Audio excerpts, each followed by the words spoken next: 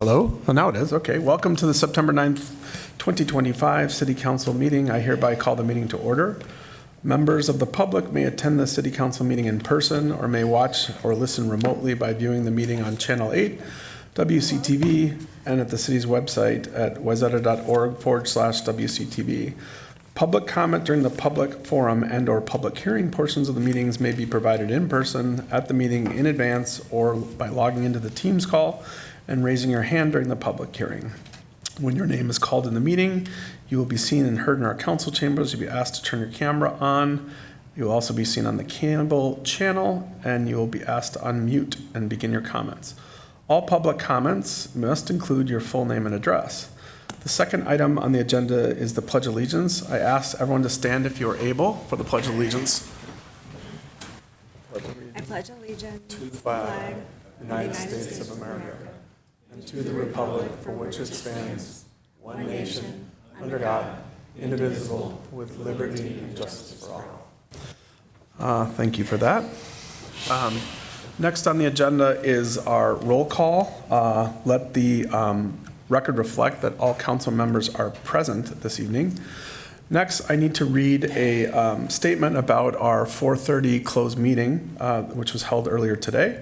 So earlier this evening, from 4:30 to about 5:15, a closed-door meeting of the Wayzata City Council was held pursuant to Minnesota Statute 13D05, Subdivision 3B, the attorney-client privilege exemption to the open meeting laws, to discuss the following litigation: Lake West Development LLC, 200 Lake Street East LLC, and Kurt Fretham plaintiff versus the City of Wayzata defendant; Dre Trustee LLC versus City of Wayzata defendant. The meeting was closed to permit the City Council to meet with its attorneys to review and candidly and openly discuss absolutely confidential and privileged matters related to the above referenced litigation or previously referenced litigation. Also, earlier this evening, the council participated in a workshop from 5:15 till about 6:50 to discuss a request from a member of the community about a Claperick Park art and designation request. And we also discussed the preliminary general fund budget and enterprise fund budget discussion. With all that said, the next item on the agenda is to approve the agenda. I need a motion to approve the agenda as is or with any modifications.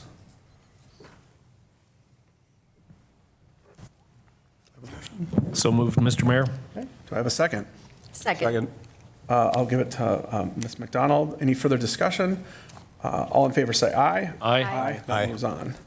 The next item is the public forum. And just a reminder for those of you that are here, I think for one of our agenda items, most everybody, but if you're interested in speaking either now in the public forum for things that are not on the agenda, you fill out a white card and hand it to staff. If you're interested in speaking on an agenda item, it's a blue card. And then again, members, do we have anybody on Teams that wanted to speak in the public forum? We do not. Okay, so just to remind you, it's not your last chance, but if you want to speak on something agenda, fill out a blue card, hand it to Pete there at the end of the table, and then you will be called when that agenda item comes up. Next is new agenda item. Council, are there any new agenda items that any of you would like to propose for the future? Okay, hearing none, we'll move on from that. We don't really need to take a motion on that, correct? No. Okay, so next is the consent agenda. It's the approval of the consent agenda. Here is what is on our consent agenda this evening.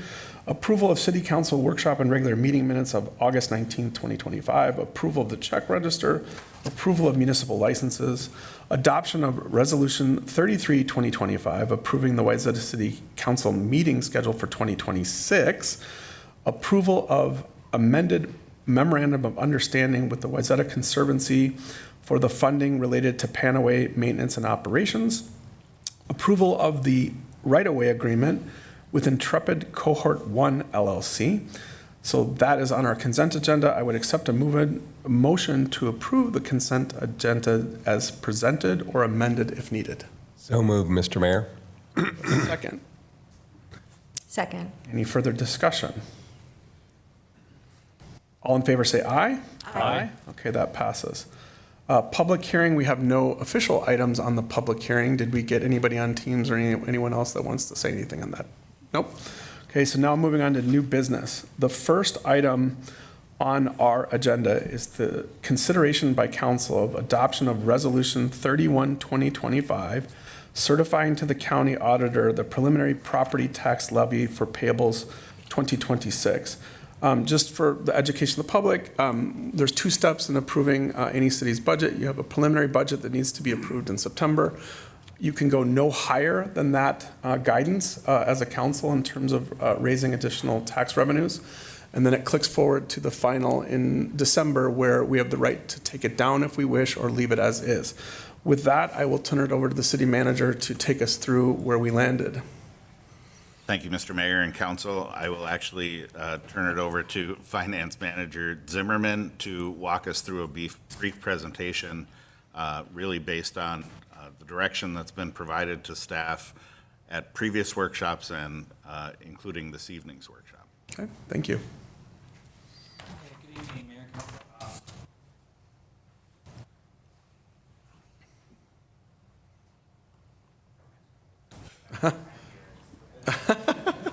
We'll get you. Just a moment. Well, no, I think we should give you one of the microphones or switch seats with Alex so that people who watch online can hear you, Pete, because this is important stuff. This one works. If not, you can just switch seats with Alex temporarily. There you go. Okay. Thank you, Pete. So tonight we are only discussing the levy that needs to be certified to the county. We won't be discussing the budget. We're going to do that at our next council meeting, just based on some workshops that we've had recently and some budget decisions that needed to be made. So now, there we go. Our budget process, just as a little background, we started back on June 17th with the workshop to discuss the CIP and use of our excess reserves or our fund balance. And then had another workshop on July 1st where we talked about the general fund and our long-term plan. And then on the 15th, another workshop where we discussed our fee schedule and preliminary enterprise and general fund budgets again. And then on the 19th of August, we had a council workshop to review general fund budgets, adjustments, and review some bar and grill budgetary items in the project. And then tonight, September 9th, we're here to certify the levy. And then at a future meeting on the 23rd, we will adopt the 2026 fee schedule and the preliminary general fund budget. And then we will discuss the CIP again at a council workshop in November. And then finally in December, we'll approve the final levy and the final general fund budget and enterprise fund budgets, actually. So that's kind of where we've been and where we're going. So this is the resolution that staff is presenting to council tonight. You'll see there is a general fund levy amount of $7,421,212, which is a 7.5% increase over the general fund levy in 2025. I just wanted to point out, in previous years, we've separated out the general fund levy from a equipment or infrastructure, line item levy. That's included in this total. We just didn't separate out this year for just mechanics, basically. Some history on our levy here in Wayzata from 2021 to this 2026 preliminary, just a little graph to kind of show how things have gone. And then that bottom graph is a levy increase percentage over time from year to year. So as you can see, we're at a 7.5% increase over 2025 as our preliminary. And then just some little information on impact to residents. Assuming that property values stay flat, if you look at that median value home of $1,152,500, I think it says, the city portion of property taxes would be a 39% increase, or $39 increase, Flat values probably aren't very likely, so we ran just a little bit of a model for a 5% valuation increase. And again, looking at that median value home would be a $410 property tax increase, city portion of the property taxes. In comparing the tax rates to surrounding cities, as you can see over the years, we've pretty much stayed in line with Minnetrista, and about the same from year to year. But there's really only one city on this table that's lower than Wayzata's tax rate. So just kind of comparing to your neighbors. And just as a reminder, the only way we can go from here is down in terms of levy. We can approve a reduction in the levy at a future meeting, but we can't increase it at all. So what the council decides tonight will be the highest it can be. So in closing, the staff recommendation is to approve Resolution 31-2025, certifying the preliminary tax levy of $7,421,212. Okay, thank you, Pete. Questions of staff at this point? Okay, I mean, for those of you in the public, we start working on the budget as a council and staff in June. So we've been working through both expense and capital and the implications. And as Pete said, this is a preliminary levy, which just means it can go no higher than this. This is not the final rendering or recommendation of this council. It's what we're comfortable with the information we have at this point to go no higher than 7.5%. And then we will go through another set of meetings between now and December, and either we'll stay at 7.5%, it can go no higher, but it definitely could go lower. And I'll leave it at that. So any comments from council before we move to a vote? Okay, seeing none, I would accept a motion for adoption of Resolution 31-2025, certifying the preliminary, not the final, tax levy for tax payable 26. I'll make that motion, Mr. Mayor. Okay, can I have a second? I'll second it. Okay, any further discussion? Yeah, I'd just like to point out, again, for the viewing public and those that are here in the room, the original budget that we started dealing with was probably twice as high as the current one in terms of percentage increase, so we've already reduced it quite a bit. I'm not alone on the dais here to say I'd like to see the taxes even lower, maybe even substantially lower if we can ever get there. However, this is a pretty darn good number to start with, and just to reiterate that we can go no higher than this, but between now and the final budget, we can certainly maybe find places where we can go lower, and I'm hopeful that we will. Thank you, Mr. Plex. Mr. Parkhill. I also have a comment. I would like the surrounding communities to, I'm going to vote no on this because I think we can do better. And the reason I think we can do better is I think we can push our alternative sources of revenue. I also think we can be a little bit more fiscally responsible and more efficient with our spending.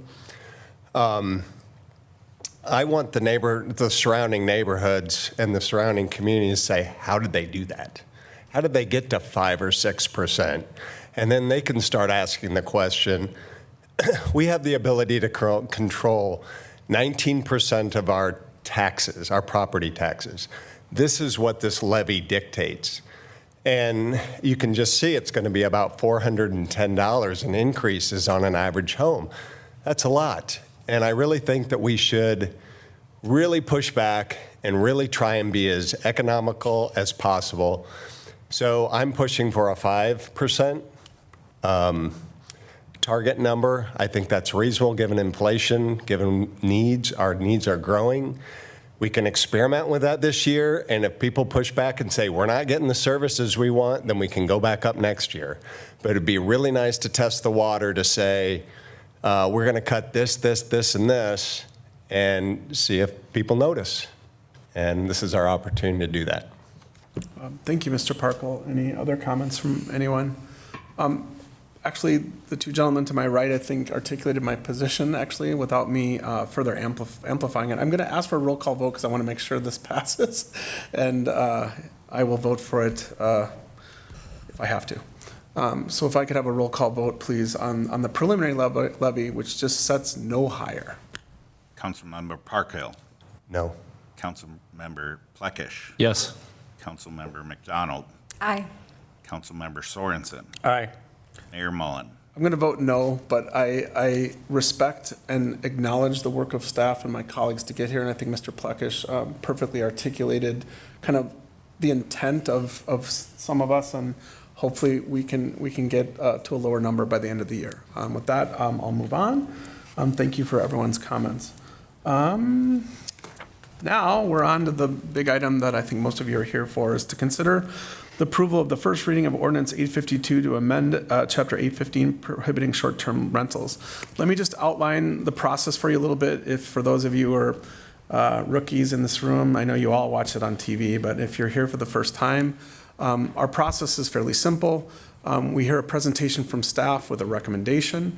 The staff then takes questions from council, and then we open it up for public comment. If you want to comment on this item, make sure you fill out one of these blue cards and hand it to Mr. Alex Sharp over here so that you can be heard when it turns it over to the public for your input. We then bring it back to the council for a discernment process to hopefully look and hear on all the testimony we received to this date, all the new testimony that we would receive tonight. My reference to testimony is the emails, the texts, the calls, the meetings. We've had 2 workshops on this. We've had 2 community engagement meetings. It's an emotional topic for some, and the only thing I ask if you do come to the dais is that you do it with respect. No name calling, no shouting, and as long as we adhere to that, you will be given, at least 3 minutes to make your case. And with that, and all are welcome, and we do value you being here tonight and giving your perspective. And we all come to it with an open mind before tonight and anything new that comes at us. So with that, I'll turn it over to Mr. City Manager, Interim City Manager. Thank you, Mr. Mayor and Council. I will be turning this particular topic over to Community Development Director Sharp for his presentation. Thank you, Mayor and Council. And Mayor, you took the words from my mouth. This has been a process where we have wanted to ensure that engagement from all parties can be heard. We've attempted to have those engagement sessions, and I'll go into a little bit of detail, but much of this group, both the council and the public, has been involved as we moved through. So I will move through the presentation relatively quickly and then go back to any slides if you have any questions.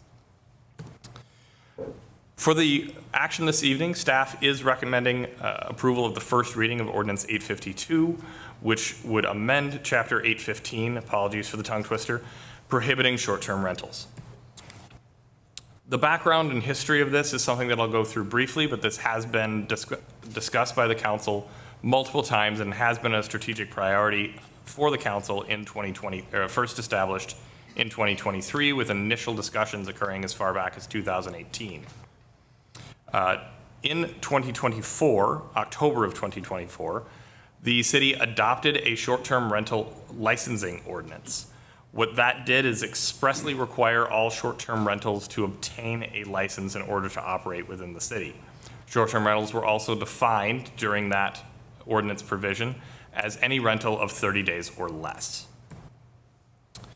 I'm not going to go through all of these dates. As council and the public is aware, this has been an item of discussion. The main piece that I wanted to get out there for the public record was all of the dates that you can go to the council agenda items, look at discussion, look at the materials. There's a short-term rental page, wayzata.org/short-term rentals, that has all of these with links available for you. Also includes all the materials for all of the engagement sessions that were presented and the notes from those engagement sessions from the public's response.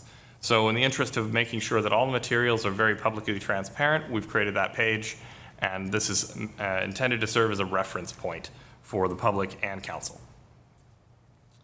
To remind the public and council for your discussion on what the current ordinance requirements are, a rental license is required for both short-term and long-term rentals being those of longer than 30 days. The license is issued and renewed annually.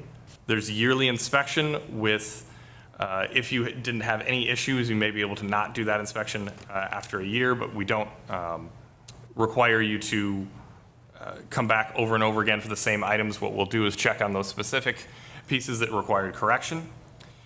There is a requirement of upkeep and maintenance, criminal background check, and leases to contain a crime-free, drug-free policy. The council and public will be familiar with this map. This was included to allow council to see where some of the clustering that brought up the original concerns for short-term rentals was. And Really, what we tried to do here is be both respectful to the actual locations of the short-term rental operators and owners, to not locate the exact location, while still discerning on a map that there is some general clustering into set areas that had initially brought up the discussion and placed this as a strategic priority for council. Again, most people are going to be familiar with this graphic. I have updated it once during our discussions to include some additional information, but it does show that where Wayzata is sitting is on some of the least restrictive side of things right now. This ordinance would move it to be on the far opposite end of a more restrictive for the short-term rental. During our last council workshop discussion, this is where where staff is bringing back all of our information from the 2 engagement sessions, the research that council had asked staff prepare, and just trying to present all of that general information so that staff could meet the direction of council of trying to develop an ordinance before the end of this year. We brought all of this back and sought direction from council to craft an ordinance. We presented the draft provisions that staff had prepared and shared with at both the engagement sessions. And ultimately, what council ended up directing staff to prepare at that meeting, if we heard correctly, was that short-term rentals should be prohibited for all residential housing types. Short-term rentals should be prohibited even when the owner lives on site. The current short-term rentals should be allowed to continue through their current license period and complete a short-term rental operation by March 31st, 2026. Council was very explicit in their reasons linking why they felt this way, at least in staff's interpretation from that meeting. And these findings were based upon that the regulations should serve current residents first and foremost, rather than visitors, that homes in residential neighborhoods should be dwellings, not a transient lodging operation, that neighborhood character was disrupted by short-term rental operations, which negatively impacted neighbors, and that all housing types, whether it's multifamily, townhomes, or single-family, were impacted by short-term rentals. Again, this is a staff interpretation from a discussion, not a direct finding of the council at this point. However, these have been incorporated into the draft resolution, ordinance, to ensure that the ordinance is aligning with the findings council had at the time. The new ordinance brought forward by staff, Ordinance 852, prohibits short-term rentals in Wayzata by specifying that rental licenses must be for a minimum of 30 days or longer. It would take effect April 1st, 2026, one date after the March 31st, 2026, when the licenses would expire. Updates the language slightly within an ordinance. Again, when we first brought forward this ordinance in October of 2024, it was reiterated that this was perhaps not our final iteration. This was meant to help us document how many short-term rental operations we had, and that the license and ordinance may grow through time as we learn more. So there were some updates for clarity and consistency, and then include some enforcement provisions for violations and an appeal process. With that, we have the proposed motion before you this evening, and I stand for questions, and then we also have quite a few public comments that I passed along to the mayor as well. Yes, questions of staff at this point. Go ahead, Mr. Plekish. I have one that just occurred to me while you were doing this. What if a landlord were to take in a renter for, say, a long weekend, but gave them a 31-day lease and charged them 3 days' worth of rent? How would the city handle that? Mayor and Councilmember Plekish, you bring up an interesting enforcement mechanism. First, we would work off of a complaint basis. So we would need to know that this is occurring. Essentially, the city would need to be notified. So that would be the first part. Once we're notified, we would need to perform some level of investigation and work with our attorney to determine how we might begin an enforcement mechanism on that. I'd say every case with that is going to end up being a relatively unique case. Are we determining it from the parking? Are we determining it from finding it online and seeing the posting through a website? And that's a kind of choose your own adventure style of violation. So I think we'd need to figure out what the violation was before I could adequately answer every iteration of that question. I apologize. Unless it appears the city attorney may have some guidance. Mayor and Councilmember Plekish, the only thing I'd add to that is it would be a violation of the ordinance to do that, even if there was a lease of more than 30 days. The way the ordinance is written, it's just a violation to do short-term rentals. So regardless of what the lease says, if a short-term rental was happening, it would, and we had evidence of that, it would be a violation. Okay. I have a couple, actually, and I'm going to start with you, Alex, but I'm going to give you time to research it, and I'm going to pivot to our outside counsel. We have a long-term rental policy in place, which if this was enacted tonight, that would remain, and I'd just like you to review what the long-term regulations that are in place, because by banning this, then the property owner that may have a license would have to either pivot to long-term or find another use of that property if it's primary short-term. So I'll give you time to research that. Just I'm looking for the long-term rental, what the regs are. Okay. Now, for you, Mr. Outside Counsel, my question to you is, can you explain a little bit more the difference between a permit versus granting sort of a right, like a property right? I mean, this is much like, in my simple little brain, it's like you have a liquor license, you grant them, you don't grant them. Talk a little bit about what did we grant last year and why can we take it away if we choose to? Mayor, good questions. So we're amending our rental dwelling license chapter of City Code. So what we're talking about are licenses that someone needs to apply for. They need to be a qualified applicant and meet the standards of the ordinance in order to get a license, and those licenses last for 1 year. And they have to go through that process every year when they renew. And if they can't meet the standards, they don't get a license.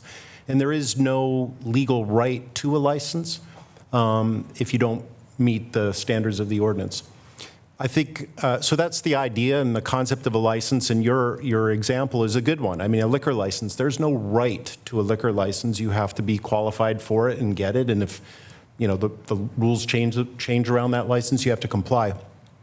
In the land use area, by contrast, and we sometimes call these entitlements, if you get a conditional use permit or a variance, those will run with the land, and you have a right that runs with the property, and the property owner has all the rights associated with those land use approvals. So that's not what we're talking about here. We're not amending the zoning ordinance. We're amending the rental dwelling license ordinance with these changes. Okay, thank you for that clarification. My third question, hopefully Alex has had enough time, it's the Jello effect question, which is, if this recommendation holds, we're not allowing short-term rentals. So in a commercial area, you couldn't, take a commercial building and put a structure in it and call it short-term rental and somehow get around this. So I'm asking for, we had a lot of discussion about how we'd regulate it. We're kind of moving towards discussing an outright ban, but there's no other opportunity in the commercial district to Airbnb a condo or to Airbnb something in another area of town that is not residential. It's a hypothetical, just want to make sure I understand. So The Jello effect, which is you close out one wall and it pops out on the other side. The way that this rental ordinance is written is specifically to not allow short-term rentals in what would otherwise be deemed residential. So commercial areas such as hotels, things of that nature, condos are considered residential. They're a dwelling unit. That would be prohibited. Commercial would still allow it because that's a permitted use within that zone potentially. So let me just be really explicit. So, I know the answer, but I just want to be really clear about it. Yep. The Landing has a hotel. The Landing has condos. The hotel could use Airbnb to sell whole hotel inventory if they choose to. Actually, a lot of hotels do that. But the Landing, forget about if it's in their homeowners for a second, just as a hypothetical. The Landing condos, because they're in commercial, could not Airbnb under this ordinance. That is correct. Okay, thank you. And then my last question is, again, thinking about if this passes and, this click forward, some might go to long-term, what are the regulations for long-term rentals? I've brought up the entire code for a rental dwelling license. Yeah, just summarize the best. The summarize piece is you need to obtain a yearly license. You need to have those inspections every year. You need to renew your license every year. You need to maintain the property. So there's a whole sections on maintenance here. You need to have the lease of 30 days or longer. You need to have a crime-free, drug-free policy as part of that lease provision. And is there not a background check for people living Correct. in the property? Yep, there's a background check required as part of that crime-free, drug-free policy. Yep, and the enforcement thereof is by our building inspector and our CSOs who would do an annual inspection. If they were to find any violations, they would try to get the property owner to remedy that. If they chose not to, we have enforcement inspections, for lack of a better term. I don't know if that's the right term, but we go out there and say, well, you were allowing drug dealers to come in, we found it out, and you need to cease, or we're going to do something about it. The remedy would be, because we've looked at this recently, is do we need to pull a license? And then you can't legally operate as a rental within the city of Wayzata. So that's the first step in the mechanism, and then there'd be further steps that the city would pursue after that. Okay, thank you for that update. Other questions from council? Mr. Sorensen? Yeah, just a real quick question. Do we have any non-compliance issues now in the city that we're dealing with For short term or for long term? for short term? Mayor, thank you very much for the clarification. There is currently one case that the city is pursuing in short-term rental non-compliance, where they have not obtained a license. Yeah. Okay, thank you. So it just means you have found evidence that they're Airbnb, but they don't currently have a license? Correct. Okay, thank you. Other questions of staff at this time? Okay, hearing none, we've got several people that want to talk. When I call your name, just approach the dais, if you give your name and your address, and then you're offered 3-ish minutes to speak on the topic. If you haven't turned in your blue card, I'd recommend you do that now. To Mr. Sharp. First, I'd like to call Penny Sherry to the dais, please. And again, welcome. Just state your name and address and offer us your comments, please.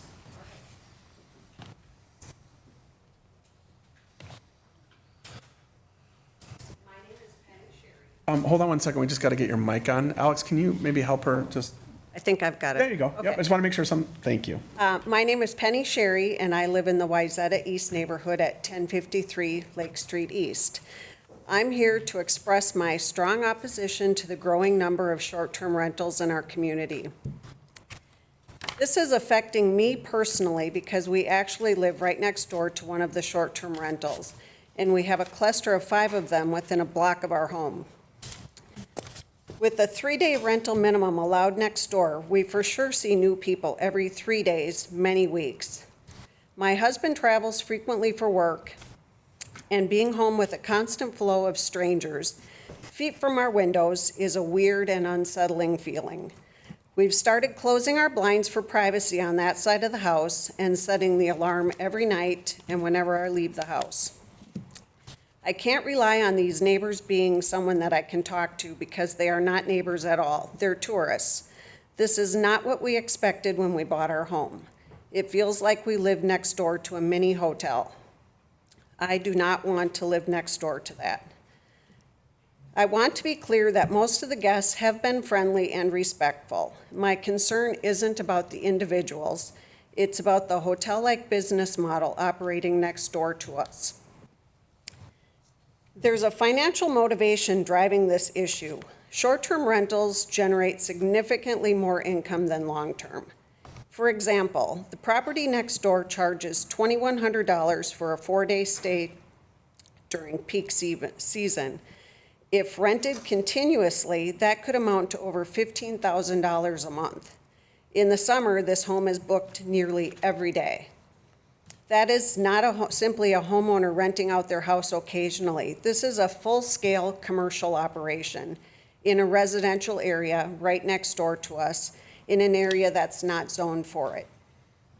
I ask each member of the City Council, how would you feel if the house next door to you was a short-term rental, with strangers coming and going every few days, just feet from your windows? Would your sense of home and community feel the same? Just want to give you a 30-second warning. Okay. All right. Well, we're extremely concerned that if the council does not act, the many remaining small charming homes in our area will also be bought up as investments and turned into short-term rentals. Wayzata has a designated business district. Our residential streets were never intended to be part of it. I respectfully urge the council to adopt the ordinance banning all short-term rentals and also not allow any grandfathering in of current short-term rentals. Our neighborhoods should be places where people know each other, look out for each other, and build lasting relationships, not short-term profit zones for absentee landlords. Thank you for all of the time you guys are putting into this. Thank you, Ms. Sherry. Next up is, going to ask that we don't applause one way or the other. I understand everyone wants to, show their love, but let's just try to keep it even and stick to the facts, please. Mr. Dave Larson.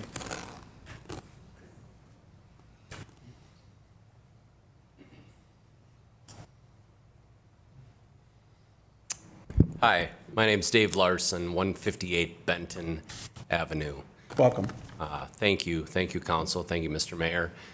I've lived in Wayzata for 7,390 days. And if you do the math, that's over 20 years. And what I will tell you is one of the things I'm most proud of is that when you talk to people about Wayzata or in Wayzata, they talk about the community and the community feel. But more importantly than community, what I think is so incredibly valuable about being a citizen of this community are our neighborhoods. And I'm really proud of the Benton Avenue neighborhood. I can walk up and down our street and talk to all of my neighbors and feel very welcomed by them each and every day. But we've seen a change recently at the end of our street with some short-term rentals. And the reality is that change, in my view, has not been a positive one. We don't know these people. They don't have a strong commitment to the community and certainly not to the neighborhood. And so it's my view that when I read about who we say we are as a community, we take pride in our history and we relish our neighborhoods. I believe short-term rentals are deteriorating our neighborhoods. And I really hope that the council considers not going forward with short-term rentals. Thank you. Thank you. Mr. Jeff Nelson, please. Again, just welcome, state your name and address, and you have 3 minutes, sir. Thank you, Mayor and Council. I'm Jeff Nelson, 1037 Lake Street East. My wife and I moved here a little over 3 years ago. Right across the street from us at the time, there was a unit that we found out was a short-term rental. But in this last year or two, the house next door to us went from being a great neighbor to being a short-term rental, and a very, very different feeling when you are sandwiched between two businesses. I'll just reiterate what has already been said, that I think the council strongly needs to look at the idea of what will Wayzata be for the future. In the neighborhoods, will it be a place where people feel comfortable living, or will it be a place where it's business across the entire community? I love the businesses in Wayzata, downtown, the restaurants, hotel landing, etc. It is a wonderful community. It's simply that I don't believe that businesses should be operating in the midst of a residential district and having the impact that was described, where you see somebody different every day and you don't have any idea if they should be there or if they shouldn't be there. So it's really the issue of safety and comfort for residents of the neighborhoods of Wayzata. And again, I understand this is difficult with the competing interests that you all have to take into account. So we very much appreciate your time and thought on this. Thank you. Thank you, sir. In case you're wondering, I just randomized these. I can't really shuffle paper, but I did randomize them. Next person to be called to the dais is Mr. Scott Trips.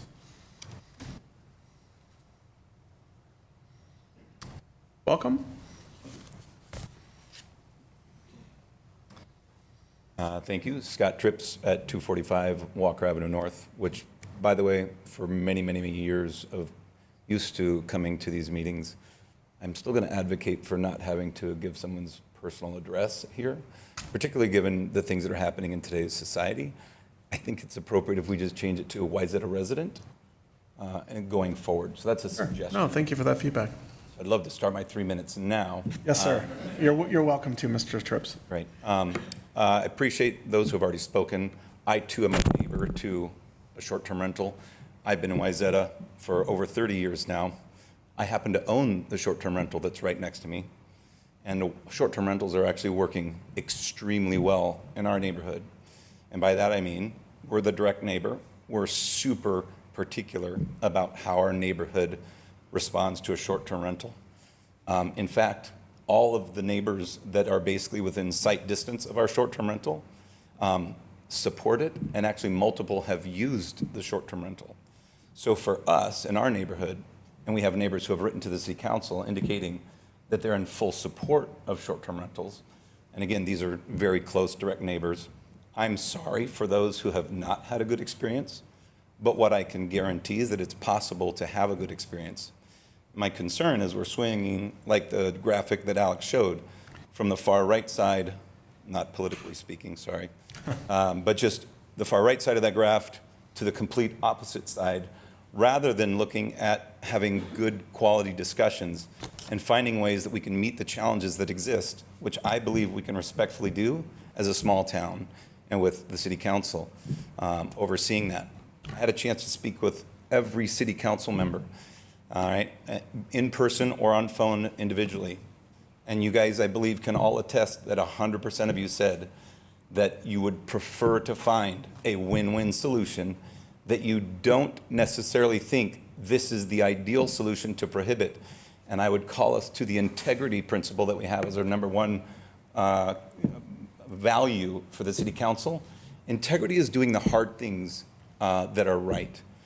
And right now, I don't think we're doing what's right. We're doing what's reactive to, as you said, Alex, we're using the mechanism of complaint. When we have an issue, that's what we're addressing. And rather than operate that way, I'd love to see us use integrity and go about it battling in a challenging way to find a right solution that can work in all the neighborhoods. And please understand, I recognize the challenge of living next to one, because we live next to one. And we've had one complaint, and we addressed it right away, and we haven't ever had one since.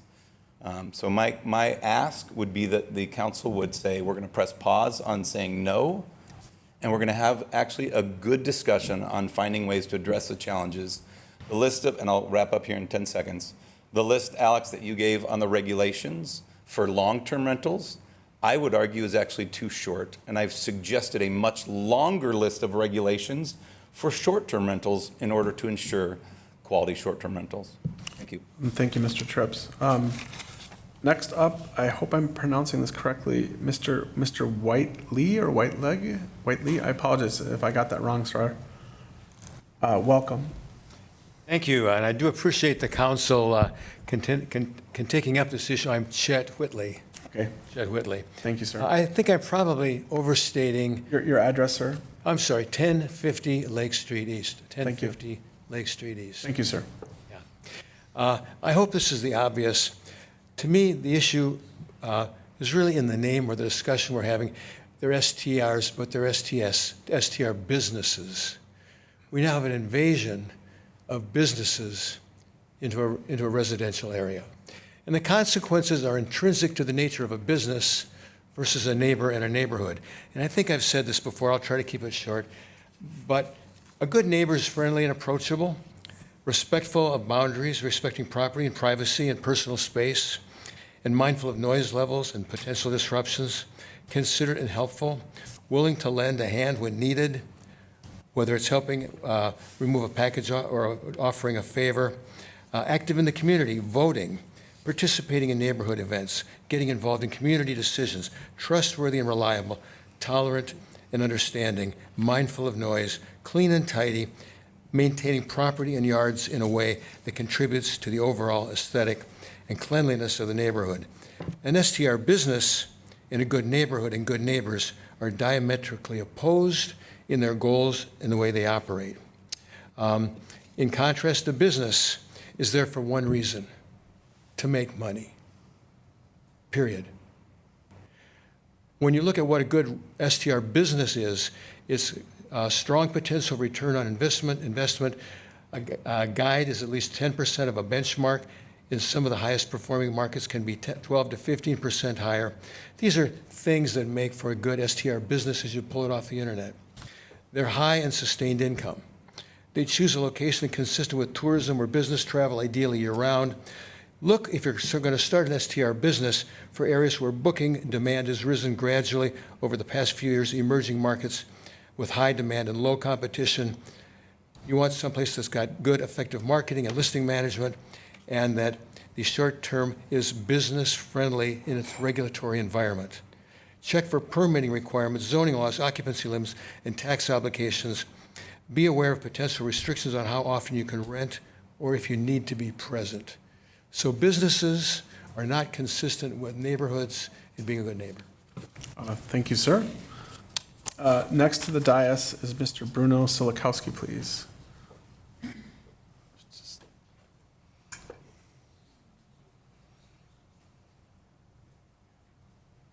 Welcome, sir. Just state your name and address, and you'll have your full 3 minutes, sir. Bruno Silikowski, 173 Huntington Avenue South. I kind of tend to want to follow facts and then follow the logic with that. So I'm going to be stating a few things that you might already know, but I'm going to restate it for all of us. So by Wayzata's own code and charter, Chapter 9, STRs fit squarely into the definition of lodging. Lodging, defined in the state of Minnesota, and I'm going to read this, any building or portion thereof occupied as the more or less temporary abiding place for individuals used, designated or intended to be used, let, or hired out to be occupied, whether the compensation be paid directly or indirectly. The Minnesota Department of Health and the Department of Revenue recognize them as lodging/retail service operations. Those are the pages I gave to Alex for reference. From Wayzata's own code, lodgings are prohibited in R3As. And right now, I think the majority of that map you put up with the location of the STRs was really helpful. You can see where those are mostly residential R3 areas, especially the East neighborhood. Whether it's a B or B, the regulations and enforcement is a big deal, right? And I think the biggest issue we're going to run into is, after reading a lot of things and without going along, without long diatribe about it, it seems like Wayzata is kind of figuring things out as of around 2024 and started putting in rules about getting a license and things like that. Anyways, it takes expense, takes people. And to Mr. Barkhill, to your point about trying to find ways to cut costs, we should be charging the people who are profiting from these kind of operations, whether it's a B or B, whether it's a long-term rental, or whether it's these SCRs that we're currently dealing with. But the bottom line is costing every taxpayer in Wayzata money for somebody else's profits. Not fair. Summarizing, it's really a shame that the people who didn't follow the rules and regulations on these STRs suddenly figured it out. And now all of a sudden, it's our problem. And now we're having to have these meetings. How many people have spent countless time talking about this and trying to find an equitable way for all. But I do appreciate the council, the mayor, the staff. Alex has done a lot to help with this. But I really appreciate you guys looking into this and trying to find an amicable way. I do believe... 30-second notice, sorry. Thank you. I'm really done. I don't agree with the STRs, and I think going forward with the approach that you're going really will help eliminate that and control it. So thank you. Thank you, sir. Next, I'd like to call Janet Baker to the dais, please. Welcome.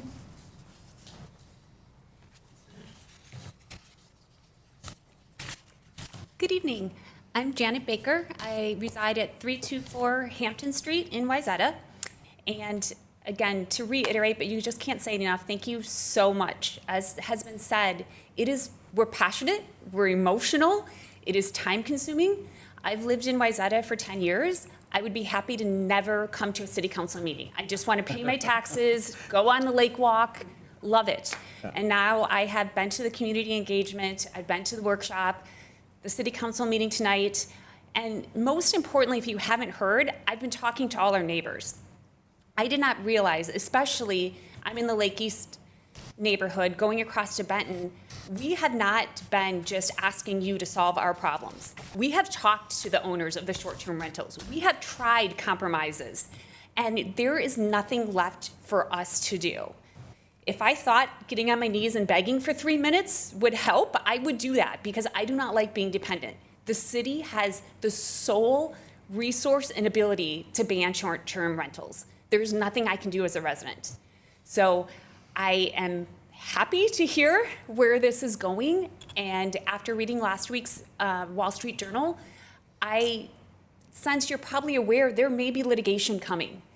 The profits at stake are real. It's very few individuals that are making a lot of money. So the neighbors, if you don't ban it, we can do GoFundMe, we can try to get resources together, we can try to litigate. But I'm just asking, please, after everything you've heard, put the ban out, support the ban, support the residents, and know that you're doing the right thing because we can't do this without you. So thank you so much for all your time and attention. Thank you for your comments. Next, I'd like to call to the dais Jenny Sargent, please. Welcome. Hi, good evening. My name is Jenny Sargent. I live at 215 Chicago Avenue North. I am just here to reiterate in person my desire for the complete ban of short-term rentals. I would reiterate everyone else that's come up in favor of them. Neighbors should be who's in your neighborhood. It shouldn't be people that you don't know. You shouldn't wonder if the people next door should be there or not. I think you're a minority that you live next door and that you're watching. I do think if you want to do long-term rentals, those people, I've rented many times in my life and that they do become part of neighborhoods, but short-term rentals are not part of the neighborhood.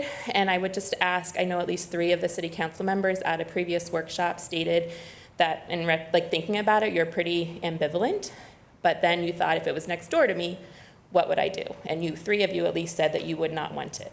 So I just ask that you listen to the majority of the people so far this spoken tonight that have been in favor of the ban.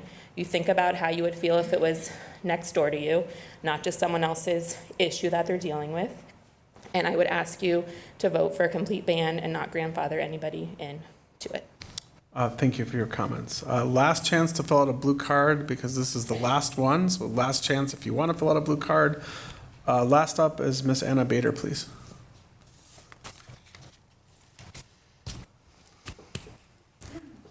Welcome. My name is Anna Bader. I live at 123 Benton Avenue. Thank you, Mr. Mayor, council, and staff. My husband and I have lived on Benton Avenue. It'll be 30 years in December. Maybe we moved in when I was 3. I mean, I don't want to date myself or anything. But I can just echo some of Dave's comments about the feeling of our community. You know, our kids have grown up together. We have book club together. We have bonfires together. We have parties together. You're not going to do that with somebody who's living in a short-term rental. And so really the fabric of our neighborhood is made up of the neighbors. And so I'm in full support of the changes to the ordinance, and neighborhoods are for neighbors, and it's not a commercial enterprise. So thank you for your time. Yes, thank you. Okay, so before I bring it back to council for a discernment process, I just want to make a couple comments. I mean, in our packet, we received feedback from people that aren't here for it and against it. You know, all that's in the public record. All of the qualitative feedback that we received in these open houses is in the record. So all of us up here, I think, met with or had calls with people on both sides of this issue. So you have to put faith in the process of we're trying to, you know, sort through this in a balanced and professional way. With that, I'll bring it back to the council for discussion and deliberation. So I guess I'd look for someone to start weighing in. Yeah. Mr. Sorensen? Okay. Yeah. Go ahead. So, we talked about this 5 weeks ago at the workshop, and I had a fair amount to say about it. And, it's 5 weeks ago. Since then, there's been a lot of discussion about it. And I guess what I'd like to do a little bit is take more than a little time and maybe try to declutter some of this conversation a bit. We have so many issues on the table that we could talk about. I think a lot of what I intended to say has kind of already been said one way or another. But regardless of where we end up, I mean, it's good to see people here. It's good to see people engaged, passionate, having an opinion, being able to come up and express it, because that's what we need to really make the most informed decision possible. And also, just a quick note to staff. I mean, you guys have been doing this since May or earlier. I know you spent considerable time reviewing this, talking to people. People told me you've been responsive, so thank you for that. I also just want to acknowledge, you're not going to see me up here promoting more regulation very often. It's just kind of not my thing. And I have great respect for property rights. My whole life, I've been a builder, developer. I think property rights play a part in this discussion somewhere, but we need to keep that in mind also. The other kind of premise of this whole discussion that I think can't forget is in none of this discussion have I heard anyone say that anyone can't continue to rent their place more than 30 days at a time. So we're just talking about short-term rentals, lease periods that are shorter than that. The other premise, I think, in this whole topic is this isn't, to me, about good operators or not so good operators, or respectful guest or not respectful guest. And I'll tell you a little bit why I think that in a minute. But I think we probably all committed. Mr. Trips reminded us we committed to be open and try to hear all sides of this. And I think that's a bit of the challenge here, because the fact is, we have stakeholders on a lot of sides of this. We have, and with that in mind, there's, things we need to recognize about the positive things about short-term rentals.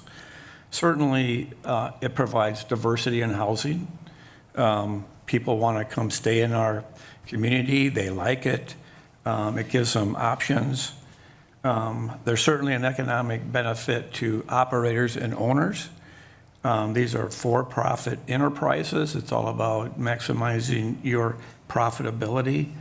And you may argue or say that they enhance economic benefit. I'm not sure it really does or not, but I think it's only fair to acknowledge that there are some positive things about short-term rentals. On the other hand, I think we need to acknowledge some of the other aspects of what short-term rentals have, how they've affected our community. And I'll say it again, the thing that, I learned pretty quickly in this discussion is that when you talk to someone in our community, if you don't live near one, it's kind of like, well, what's the big deal, right? And that's, on my street, there's none on my street, there's plenty in my neighborhood, but I'm not directly affected by it. And I think that's the general premise, if you just, that's kind of how you feel about it. But it's significantly different if you live next to one. And you heard a lot of the issues that came up about firsthand experiences. To me, like, the negative impacts fall in two categories. One is, more the nuisance issues, which we hear a lot about, and which some communities have tried to regulate. But things like noise and disturbance and parking and traffic and strangers in the area and more activity and cleaners coming every week, and then maintenance people, and don't keep their places up. I mean, those are real issues.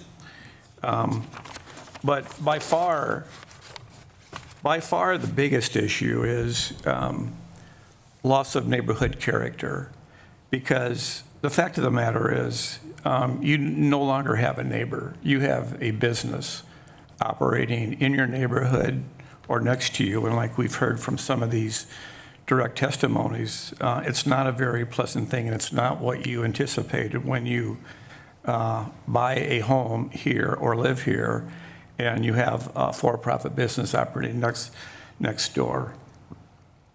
So, so I just have a question, if that's okay to staff. Yeah. So, I'm probably just heading your way, Alex, but, so Alex, do we allow hotels in residential areas?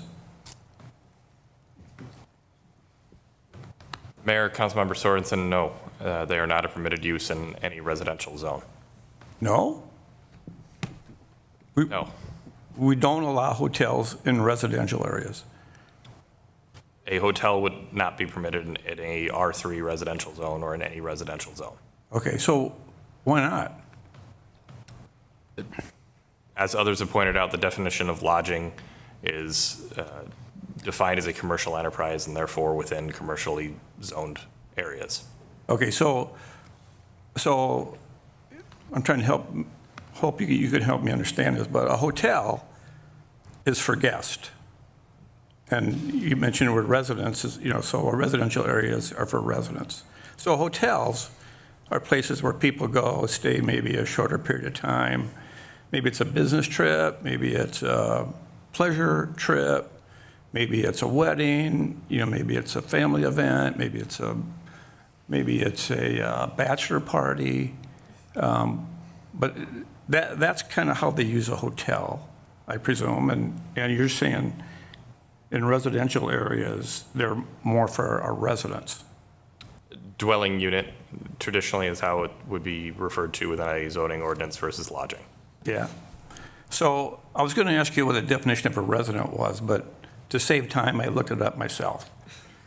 Thank you. So, a quick look at AI says, an overview, legally, a resident is an individual who lives in a specific place with the intent of making it their permanent home for an indefinite period.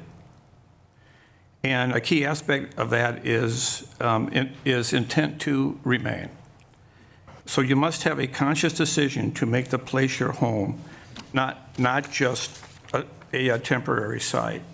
So this conversation is helpful because I think it's kind of helping understand why we have zoning regulations. And in this case, if I understand this right, we have residential areas where people want to live and stay living there, and that's kind of what you get when you live in one of these areas. But a hotel, which are not allowed in these areas, they're not residents, they're guests. They're coming for a short period of time. So did I have that right?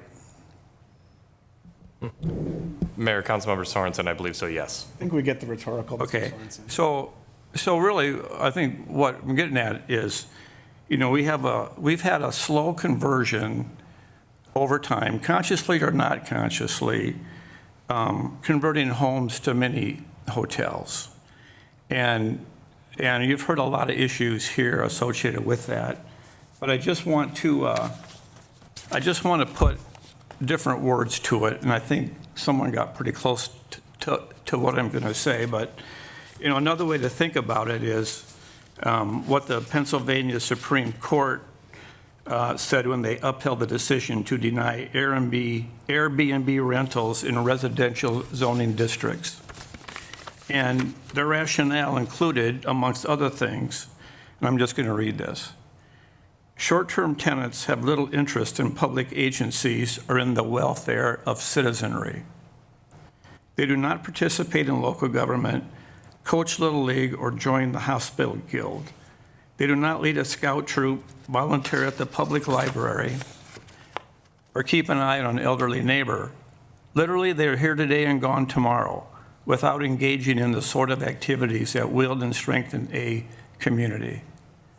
The permanence and stability of people living in single-family residential zoning districts creates a sense of community, cultivates and fosters relationships, and provides an overall quality of a place where people are invested and engaged in their neighborhood and care about each other. It's a place where children play together, neighbors know one another, look out for one another, and people enjoy the quiet seclusions of their homes. So I just want to point out clearly that in this case, we're talking about an operating business in a residential neighborhood, and I don't think that was ever the intent of what we intended when we put our zoning plan together. The other thing, just to remind people, I mean, most of these short-term rentals are in R3 areas. Is that right, Alex? Or I mean, yeah, Alex? Mayor, Councilmember Sorensen, that is correct. Yeah, and so, you know, if you don't live in one of these areas, most of these lots are less than 100 feet wide. They're 60 to 80 feet wide maybe, but the point is they're close together. So if you have a short-term rental next to you, it's not like, you know, you're in a estate lot. So how do we think about this? I mean, I would say there's a couple different things we could look at in terms of how we analyze this. One is the graphic that was put together. And, you know, if you just look at the communities that have had the most restrictive policies include Deep Haven, Greenwood, Edina, Woodland, Shorewood, Minnetrista, Prior Lake, which has a 60-day minimum, Bloomington, Apple Valley, and that's just a really quick look. You know, the other communities that I think we can relate to well, including Orono, Excelsior, and Tonka Bay, don't allow rentals less than 30 days, but they do allow rentals if you're homesteaded and occupied in that home. And I think that's a good idea, actually. If you live and own that facility, if you're homesteaded there, I think you should be able to rent that out under a short-term basis. What's interesting is that in none of these communities did they try to split the baby. Did they try to come up with a compromise that kind of works for everyone? And in talking to a couple of mayors and a couple of city managers, they just said it got way too complicated. It was impractical to really manage. It was costly. So the point is, I think we can learn about what we want to do with this issue based on some of our peers. The other issue is, you know, and it was mentioned a bit, but the whole concept of, you know, what do we want our community to be? What do we tell people? We tell them, look at our comprehensive plan. And you know, we all know the words that we come up with in our comprehensive plan in terms of small town feel and charming and friendly and walkable and quiet. Not having a business in your residential community is certainly supportive of that. And it's also consistent with our strategic plan. Our strategic plan, one of our primary priorities is sustain community character and safety. And our vision statement for that is focus on what's best for those who live here. So I think the punchline of that for me is our highest priority and our most sacred issue is to do what's best for those who live here. And that is to have a very strict ordinance on the short-term rentals. I'm almost done, Mayor. Okay. Okay. Another thing to think about in this context is, you know, we've spent a lot of money. We've done a super good job in supporting commerce here. We brought a lot of people here, and almost all of it is really good. But there's things about that have impacted our community that we still need to work on. I think we're at a bit of a point, maybe an inflection point, where now it's time to kind of tip the scales a little bit, look out for what's best for those who live here, and not subject them to, you know, the type of in and out transit environment we have with short-term rentals. So I don't think grandfathering makes sense. I think We have the problem today, that's why we're sitting here talking about it. We had the problem 2 years ago. So it doesn't make sense to me that we grandfather because we're not dealing with the issue we have in front of us. And I guess what I worry about maybe even the most is, thinking we can find a way to compromise on this. And, Scott's right. I mean, I think we all committed to try to be open to a different solution here, but, we've been working at this since early May. And I haven't been presented a solution by anyone that I think is going to satisfy everyone. I really don't think that's probably going to be possible, unfortunately. I think someone's not going to be happy with whatever we decide here. So I guess in the end, I'd be supportive of the ordinance that we have in front of us, but I would suggest that if the council would want, that we also allow short-term rentals in your home if you're homesteaded there. But maybe with one exception, that's if you have a shared driveway, because that just doesn't work, I don't think. But anyway, those are some of my thoughts about it, and I'll let someone else speak for a bit. Fair enough. And please, no applause. So thank you, Mr. Sorensen, for that very detailed review of your position. I appreciate that. I would welcome the next council person that would like to weigh in. Who would like to go next? I'd love to go next if Okay, go ahead, Ms. McDonald. Appreciate it. Kind of a tough act to follow, to be honest. Really, Councilmember Sorensen, really well said. I'm going to be a little bit more brief because I think so many of the points have already been shared, and so many that I really agree with. But just my own personal journey with short-term rentals started probably around 2022. And when I first heard of them, I thought, great.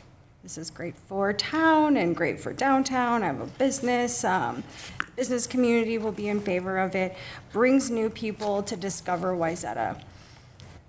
My feelings have really evolved in the last few years. I haven't heard from any of my peers on Lake Street that this is moving the needle in their business. I have heard from more residents specifically, and it really does come to and boil down to an out of sight, out of mind situation. And there was one particular resident who came to me and explained her experiences, and I just started to think, oh, I wouldn't want to live next door to one either. So going back to 2023 in Director Sharp's presentation, additional regulations was identified as a strategic priority. In 2023, I thought, yeah, let's find a good way to regulate these and make sure our neighborhoods are preserved. Since then, we've had, as you put on our slides, 5 workshops, 2 council meetings, 2 engagement sessions, and over multiple years, I've had many, many conversations with residents and a couple with a few operators. And what I have realized is what Councilmember Sorensen explained too, which is how I feel is I just couldn't figure out how to put so many regulations in place that made it make sense. Basically, I wished in another world, I could just pick a winner and a loser and say, you're okay, but you're not. And that is just not our role up here. So I thought the finding and basis from staff that you took from our most recent workshop in this item summed it up very well. You all summed it up incredibly well, and I really applaud you guys all for being here and getting up to the podium, the some who did, because it is brave. It's hard to get up and plead your case where you may feel a little bit powerless, and just know that you're not, and that's the whole purpose. because but we're always available to you. And, you know, when I imagine an operator and you ask your neighbor, how do you feel about it? That neighbor is going to be really put on the spot, and they don't want to disappoint their neighbor. And that neighbor then may go and text their council member on the side and say, I actually don't support them. So there's a lot of layers and nuance I think people should keep in mind. One final point is Councilmember Sorensen mentioned that he is a big proponent of property rights. Well, I would argue all of you have the right to live in a residential neighborhood and know your neighbors and feel really safe and not feel like you have to hide behind closed blinds. So I support the proposed motion as written and look forward to voting in favor of it.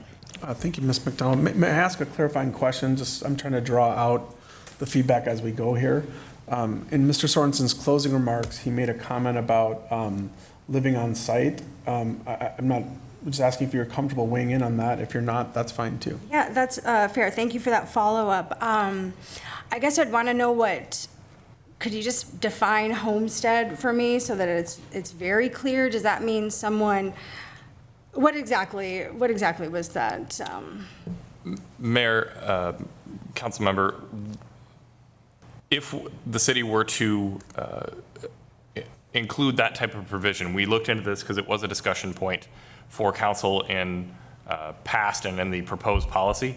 We would likely include an affidavit with the license application that you lived on site, and potentially other means other than just the homestead at the county quality. That way we'd have multiple forms of verification that it was a homestead, and then we would respond on a complaint basis. So the city attorney and staff would work together to ensure that homestead would be a potential provision within that as a classification with Hennepin County, but we'd also include other provisions to make that so the city could enforce more effectively. But is this, person who lives there and who homestead, what if they're a real vacation person or a traveler and they like to be gone 2 weeks out of the month, and those are, so I'm a little wary to say, sure, go for it. So at this moment, I don't think I'm going to, unless you have answers to those specific questions. We could certainly define it to something like must be on property 10 months of the year or 9 months of the year. Or we could look into that a little bit further and define it as tightly as we needed to, or we could go as far as what tax law would require for where you live on a property and how that would be defined. So we've got the provisions to be able to craft that if the council wanted to be able to include it in the ordinance. We would just want to present what those were to you at a future date to make sure that they align with what you'd want it to be defined as. I think I've been asking to hear what an additional regulation that would make sense for since 2023, and bringing it on the fly day of isn't something I'm going to vote on. So I would say no. Yeah, and that's fair. And just to be clear, I'm just trying to draw out everyone's perspective. I don't even know what we're going to vote on yet. So just to be clarify why I'm trying to draw it out. Of course, I get it. And I think maybe at this moment, I don't feel comfortable. I don't think I have enough information and a better an understanding of what some unintended consequences would be. Sense. So I'm gonna just say no. Yeah. And No, that's very as helpful. this is written. That's very helpful. Who would like to go next?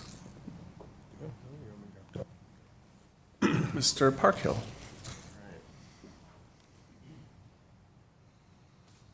Well, thank you all for coming tonight. It's a big deal to get up there in front of the dais and express your opinions and your views, and you are putting yourself in front of your peers, and that's always a little uncomfortable at times for some people. So thank you for doing that. Thank you for staff. You guys have been so incredible about dealing with the complaints and dealing with this situation and a lot of unknowns related to it, and thank you for an incredible amount of hard work.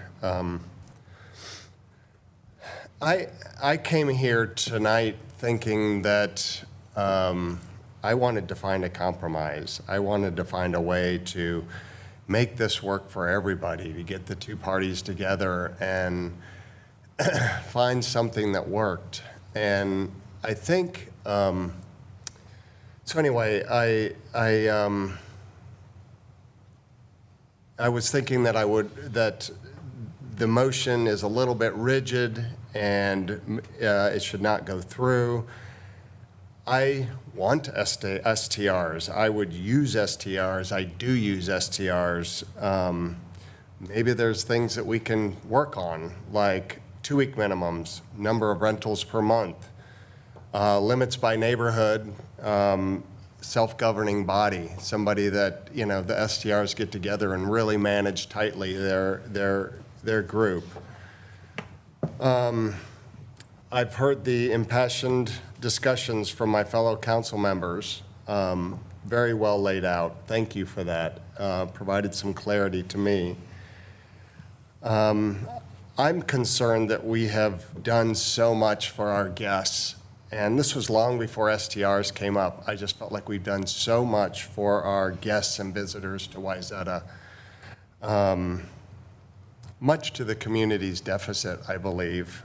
Some of it's good. Businesses are thriving. It's really nice to have a vibrant community. I typically think of VRBOs and Airbnbs for highly touristy areas, places that are more transient than Wayzata is typically. We are a beautiful, nostalgic, and charming community. I believe we are on the precipice of becoming a community that is really focused on tourism versus on the community, and that concerns me greatly. I'm feeling like we need to solidify our community and give one back to the neighborhoods. Sustain community character and safety. That's where I'm standing right now. I would like to hear my other council members. As I said, I came here with both arguments in my head, hoping to find a solution. But honestly, we've been talking about a solution for several years.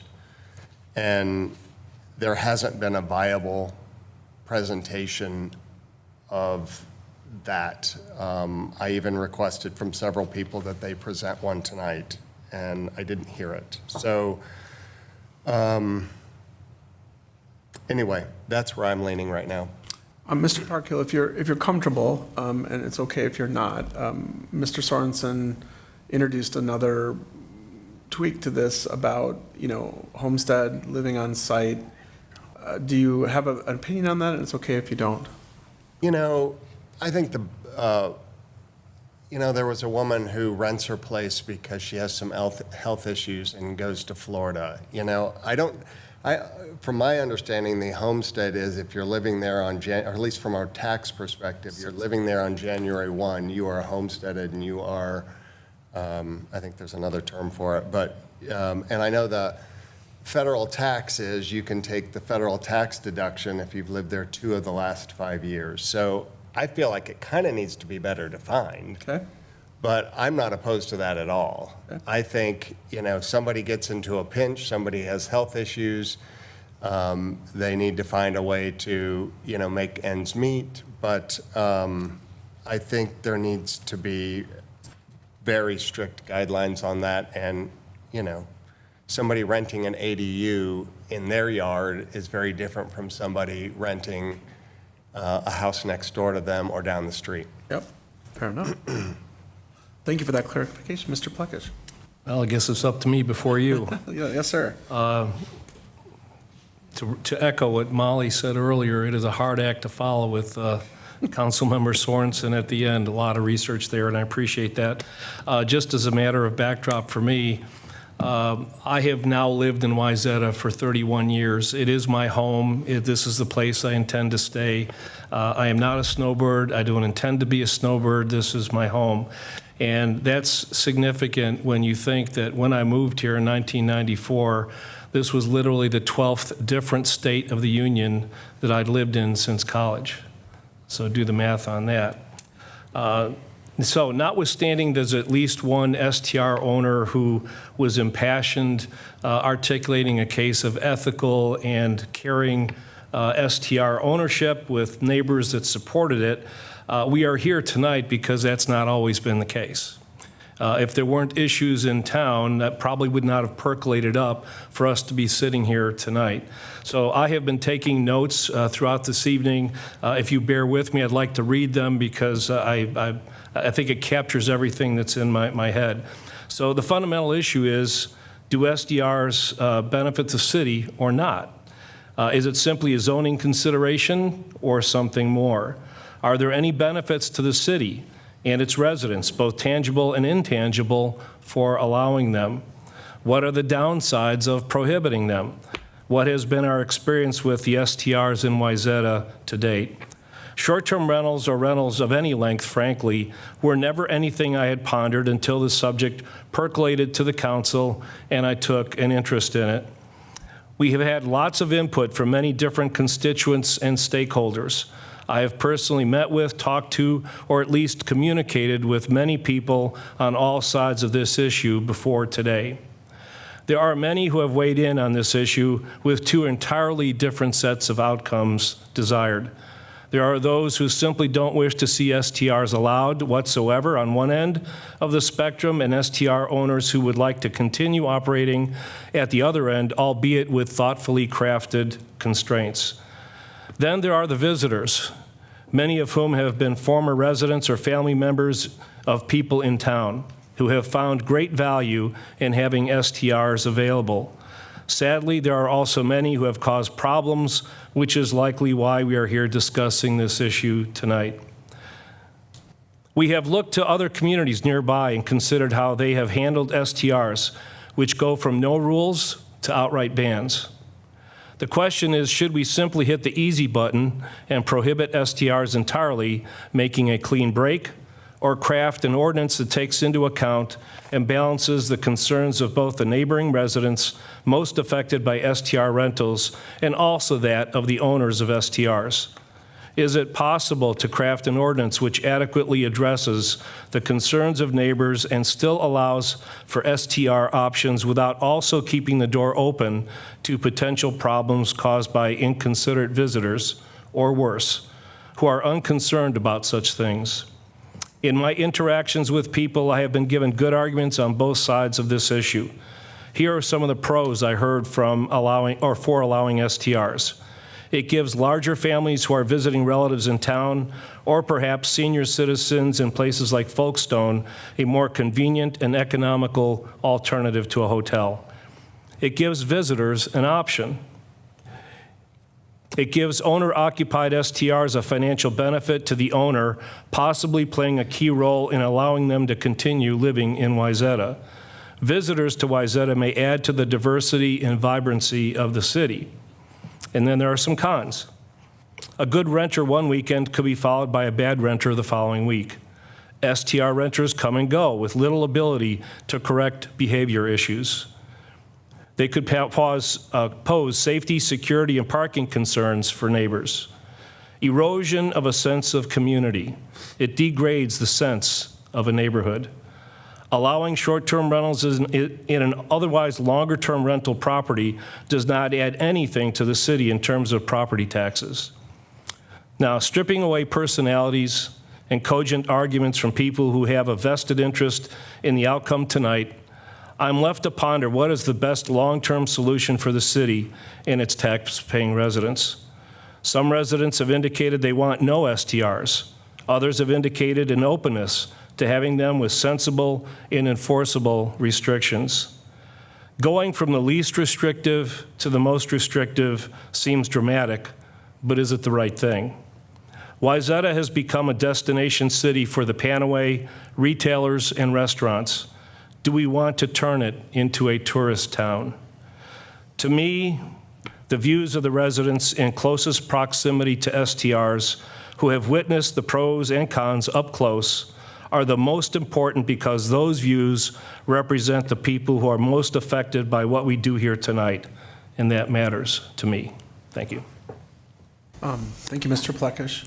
If you're comfortable, Mr. Sorensen introduced another element about the on-site, homestead. If you feel comfortable commenting on that, I'd welcome it. If not, I respect your decision. Well, what I can say is I think what homestead means is fairly clear in law. You pay property taxes based on homesteading, but like Councilmember McDonald, I think, and Park Hill, I think it's just too quick to react to that. So I would say at this point, no. Okay, thank you.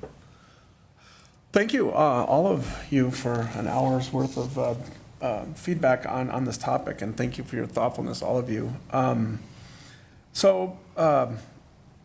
lived here, I guess, 30 years next year.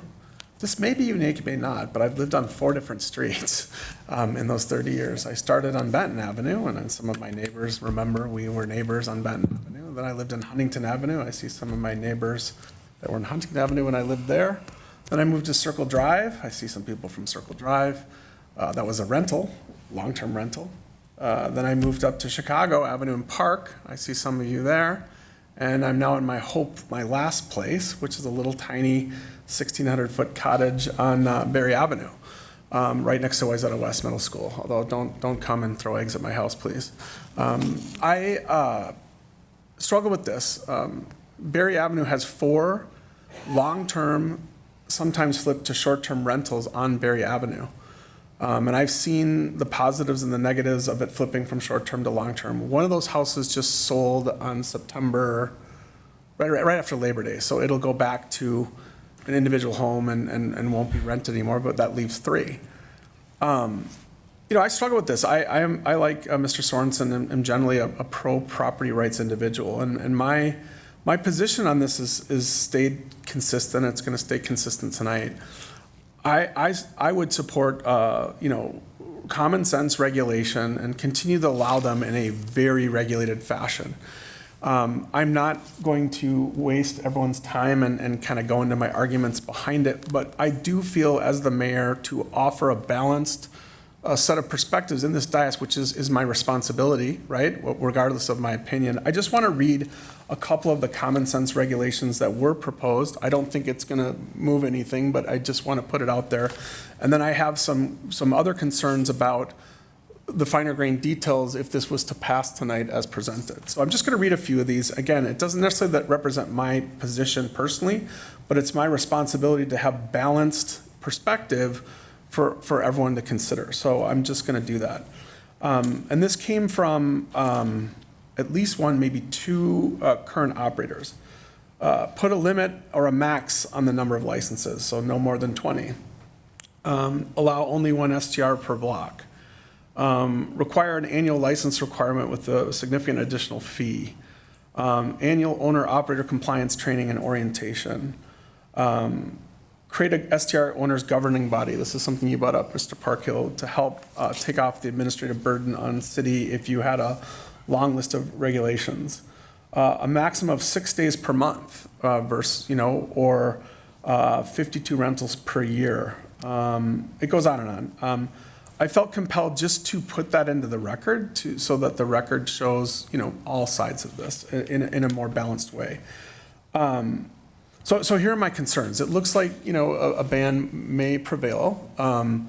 I have some concerns in 2 ways. One, I would support some definition to live on site and to, allow living on site by whatever definition we come up with, not tonight, but if there's some consensus to move that, I would recommend tabling to get outside counsel and staff a chance to come back to us. And I'm not saying there is support for that, but if it was to be a ban, I would like to see that added if there's consensus for that. The one area that we haven't talked about is along with the ban, the staff is promoting a sunset period that I believe, Mr. Sharp, it would sunset out by April 26th. Do I have that right? Correct. March 31st, April 1st is when the ordinance would take place. So if it prevails that we're going to ban them, I think that's too short a period of time. Another set of our responsibilities up here is to be fair and reasonable to others that you may, harm, however you want to define it. And I'd like to see that period extended because I don't remember who made the comment. Litigation is in the air on this topic, regardless of what we do tonight, not just locally, but nationally. And we have to take that into consideration in this regard. I am not afraid of litigation. I'm afraid of litigation where you're going to go in the ditch and lose and make it worse for the community. And I'm not saying that's present here, but we need to be mindful of when we license something recently and then we abruptly pull back, I believe, that we should have a responsibility to have a reasonable sunset period so that they can adjust and move on. So with all that said, I don't think there's consensus for my point of view, but I wanted to at least introduce that into the record. And then I'd ask as we go through this together now, do we have all the information, right? And, looking for a yes or no on that. And is there consensus to add this clause, or however you want to, additional language that would allow for, someone to live on site? If there's consensus for that, I'm going to recommend tabling. And then the last point would be, if anyone's willing, does anyone else share my concern about an abrupt pullback and how that may be interpreted in the courts, how that might be interpreted if we do get sued?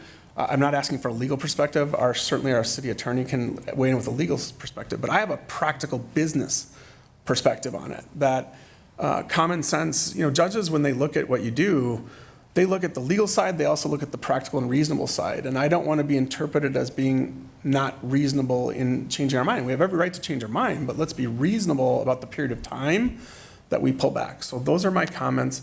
I think this is going to pass in some form tonight based on the testimony of all of you. But I guess I'll walk us through a process, but let me first let the city attorney weigh in on some of my comments about, from a process standpoint, if there's consensus to add something, should we table it? Should we up or down vote it? I mean, how, and I'm not saying there's consensus. I'm just trying to understand how we might go through this if consensus appears for adding that provision. Well, Mr. Mayor, on the sort of sunsetting aspect of this and a potential change to the ordinance as drafted before you, right now, as Director Sharp pointed out, the effective date of the ordinance is April 1 of next year. So I'm not good at math, but what is it, 7 months or so for a sunsetting period. And the reason staff went with that date is because all of the current licenses will expire on that day. So it seemed to be at least a natural place to start. I think we talked about that a little bit at the workshop. That if you wanted to change that, say give it one more year, that would be a pretty easy tweak here to just move this forward with the ordinance becoming effective April 1, 2027. If we went for a shorter period, you could also specify that date. I think we'd have a little bit more of a challenge in thinking about how to administer 6-month licenses. Can you moratorium it and then allow no new, but allow sunset? That would be a little bit more complicated. I'd have to think through that. I did want to address your other question, though, while it's fresh in the mind. So in terms of building in an allowance for short-term rentals when it's owner-occupied or it's a homesteaded property where the owner would be present. I'm not as concerned about the definition of homesteading as some of the finer nuances. I think the idea is that it's owner-occupied, someone's there. We can check on a homestead status pretty easily, and I think confirm that. We can even, as Director Sharp pointed out, ask for an affidavit. Some cities do that. But if that's all that was required, we could do that. But I don't think it would necessarily mean that someone's always going to be there. If someone vacations a lot, I think one of you brought that up. Ms. McDonald. Yeah, they might be away, 1 day short of half the year. I'm just pointing that out as something you'd need to think through. And for that reason, I think if there was a consensus among council, yeah, we like that idea, then I think you have two options. One is to table, as you suggest, and direct staff to work on that, bring it back at the next meeting. If it's really worthy of discussion, we could even workshop it again, just that narrow topic. The other thing you can do is, if you pass this, it doesn't become effective for a year. I mean, you can always pass this and then amend it, to address that certain thing. Moratorium thing, yeah. Yeah, I mean, well, actually, we would continue as we are now until April 1st. But between now and April 1st, if there's things you wanted to add or fix, that could be done too. So I think there's the tabling option, there's the adoption with further refinement option too. Just to be clear for the public, before you jumped on my throat, because I can see some of the look in your eyes, I'm trying to understand process so that we make a solid decision that we can stand up on, okay? So now I'll turn to my counsel. Do you feel like you have all the information, to make a decision? Is there anything missing for you guys right now? Anyone? Yes, sir. Mayor, if it's okay, I think maybe just a brief chat amongst us about what an appropriate sunset date might be would be helpful in the terms of making a motion. Okay, thank you for that. Mr. Payash? I was going to actually make a point about that. That doesn't make any sense to me. Okay. I mean, the ordinance is crafted to take effect April 1st simply because the licensing, they all expire March 31st.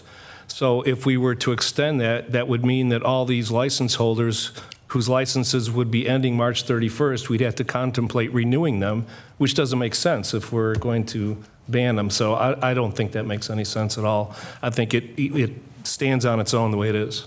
Thank you, sir. Others that have any information needs, or Mr. Parkhill? I think there should be some sort of reasonableness, as you mentioned, and what's reasonable, what's right, what's fair, and I would like to see maybe those licenses renewed for 6 months, a limited amount of time, so that there is, 6 to 12 months before these things expire to allow somebody to deal with their property in a way that's appropriate for them. Sure. Either rent it long-term, which, if that's their intention, they can do that right away. Sell the property.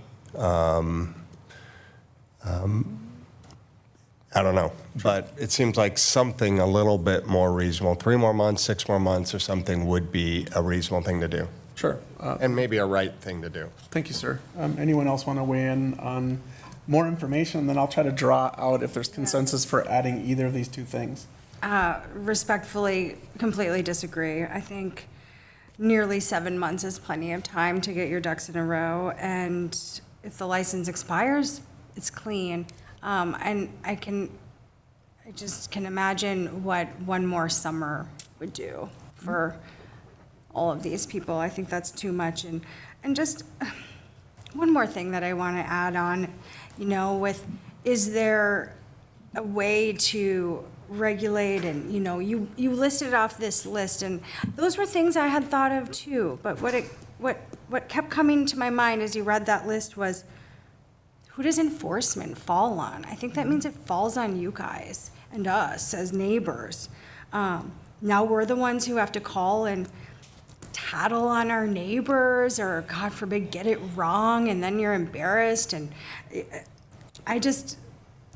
made me, I hadn't considered if we did find a way to regulate who would be, and I just think that's too much of a burden to put on staff, which was really my initial feelings, but I also think it's an unfair burden for the residents. So sidetrack there. No, it's fine. 3/31/26, plenty of time. All right, thank you for that. So just so we're clear, it's been a long day. We've been here 5 hours. I think some of us have been up in our other day jobs since 4:30 this morning. I just want clarity here. 4:30 this morning, by the way. I'm going to go through and just, again, get you to weigh in on, I think I've got it right, but I want to make sure it's crystal clear, and then we'll go to a motion. So just weigh in on, I'm supportive of an adjustment that allows, I'll just call it the homestead provision. I'm supportive or not supportive about tweaking the date for extension, and then we'll go to a vote. Mr. Sorensen, if you would mind starting. Yeah, so I'm supportive of the amendment as stated, meaning the sunset date would be as stated in the ordinance, which is what, end of April of 26, or end of March. And this issue of the homestead, I think I think our attorney's suggestion made sense to me, and that is pass this tonight, and we could take a little time if we want to see if we want to amend it later, because I made this suggestion, I'm okay with it. The way I think I understand it, but it's probably a good point. We probably should be really clear about it if we're going to include it in a motion. So give us a little time to do that later, but you know, I think we should pass this evening. Okay. Thank you, Mr. Sorensen. Ms. McDonald? Similar, same with me as Councilmember Sorensen, just write it as the proposed motion works for me. Thank you. Mr. Plekish? I really don't need to elaborate. I agree with my fellow council members. Thank you, Mr. Parkhill. I agree, except that I would like to see a little bit of leniency on the sunsetting, maybe another 3 months. Yeah, and I would support making tweaks in both areas. So I think it's going to prevail to pass it as is, but let's have someone make the motion, the second, and the further discussion and see if it passes. If it does, I'll make a comment about the further comments. But I would accept a motion to accept the first reading of the ordinance 852 prohibiting short-term rentals based on the findings of council at this meeting and the purpose set forth in the ordinance. Do I need to add any additional date to Mr. Schelzel? Okay, so I would accept that motion. I'll make that motion, Mr. Mayor. Okay, second? Second. That's motion second. Any further discussion? I am going to vote no, but my no vote should not be interpreted that we didn't hear you, that we don't hear your concerns. This is going to move forward for the reasons I stated tonight in my responsibility to have balance and, you know, litigation, everything else. This is why I've reached this conclusion.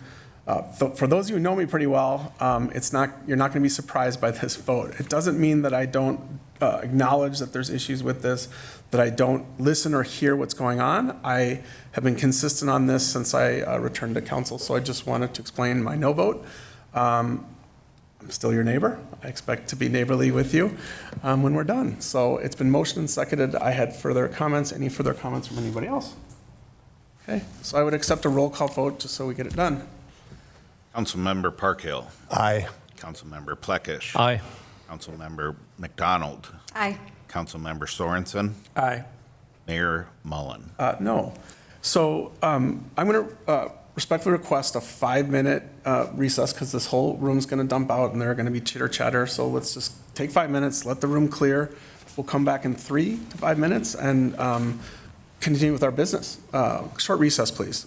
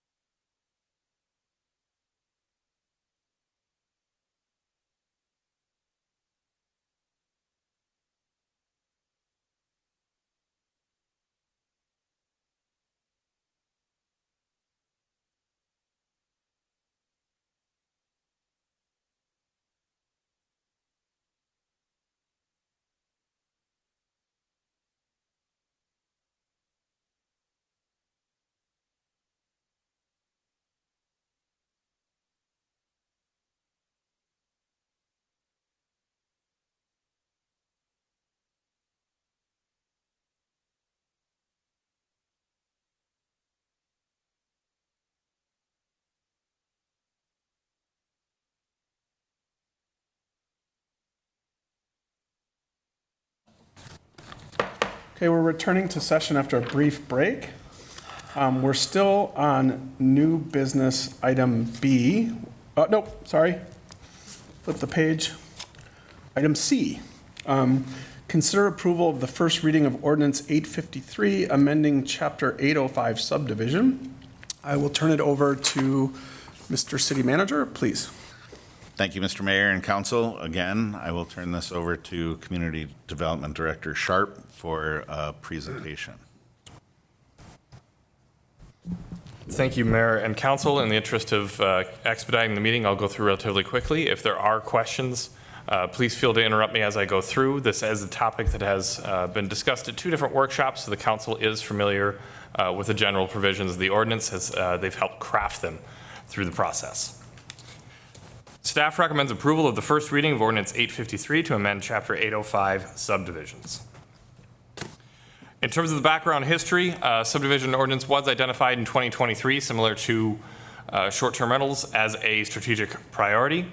On June 17th of this year, staff brought forward the first discussion on amending the subdivision ordinance, and then brought back a more robust discussion with examples of recent history of subdivisions and how they were completed on August 19th, 2025.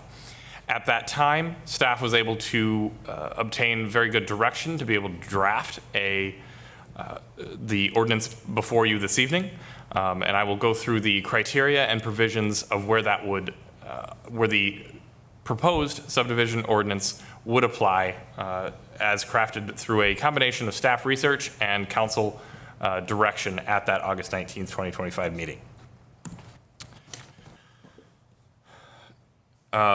So council's direction at that meeting was that staff should craft a subdivision ordinance amendment that would allow for alternative right-of-way, ROW requirements under certain provisions or criteria listed within the ordinance that would allow for flexibility for specifically smaller subdivisions within the community. And again, this would be for the smaller subdivisions where a roadway would be required of some kind, whether that be public or private, not for those that would be minor subdivisions of 2 lots, just to add clarity. The other direction was that fire code minimums would be maintained. So the basis and findings for the new ordinance were that reduced requirements should be permitted when they protect and preserve natural environments, that smaller roadways can help preserve community character, but that those reductions should be limited to specific zones where they can help preserve that community, or that neighborhood character, and that reductions will enhance and preserve the health, safety, and welfare of the community. The ordinance drafted, there are going to be 2 slides on this. One is the criteria in which it will apply, and then the second will be the right-of-way provisions that could be reduced subject to the property meeting these conditions. I'm going to go through these. I know that the text is on the screen, but I want to make sure that this is spelled out very publicly. So subdivision must be of 5 lots or less. That also includes connections for future. Property must be guided estate single family. The property must be zoned R1 or R1A. These are the estate zoning with minimum lot sizes. They're on the screen. Property must not have been subdivided within the last 5 years. This was added to protect and ensure that somebody cannot take advantage of this provision by multiple subdivisions over subsequent time. And the property must present unique circumstances that protect and preserve natural features without compromising the general health, safety, and welfare. Under these conditions, specific criteria that would allow reductions in right-of-way requirements subject to state fire code would allow a 40 to 50 foot right-of-way, unless it's a private road, in which case obviously right-of-way would not be a requirement. 20 to 26 foot wide roadways with curb and gutter encouraged, 8 to 10% maximum roadway grades, multiple fire turn around options. These are detailed more in enhanced detail in the actual fire code, and private roadways may be permitted subject to approval and subject to review and approval of the city engineer and city council. With that, the proposed motion this evening is the approval of the first reading of Ordinance 853, amending Chapter 805 subdivisions based upon the findings of council at this meeting and set forth in the ordinance.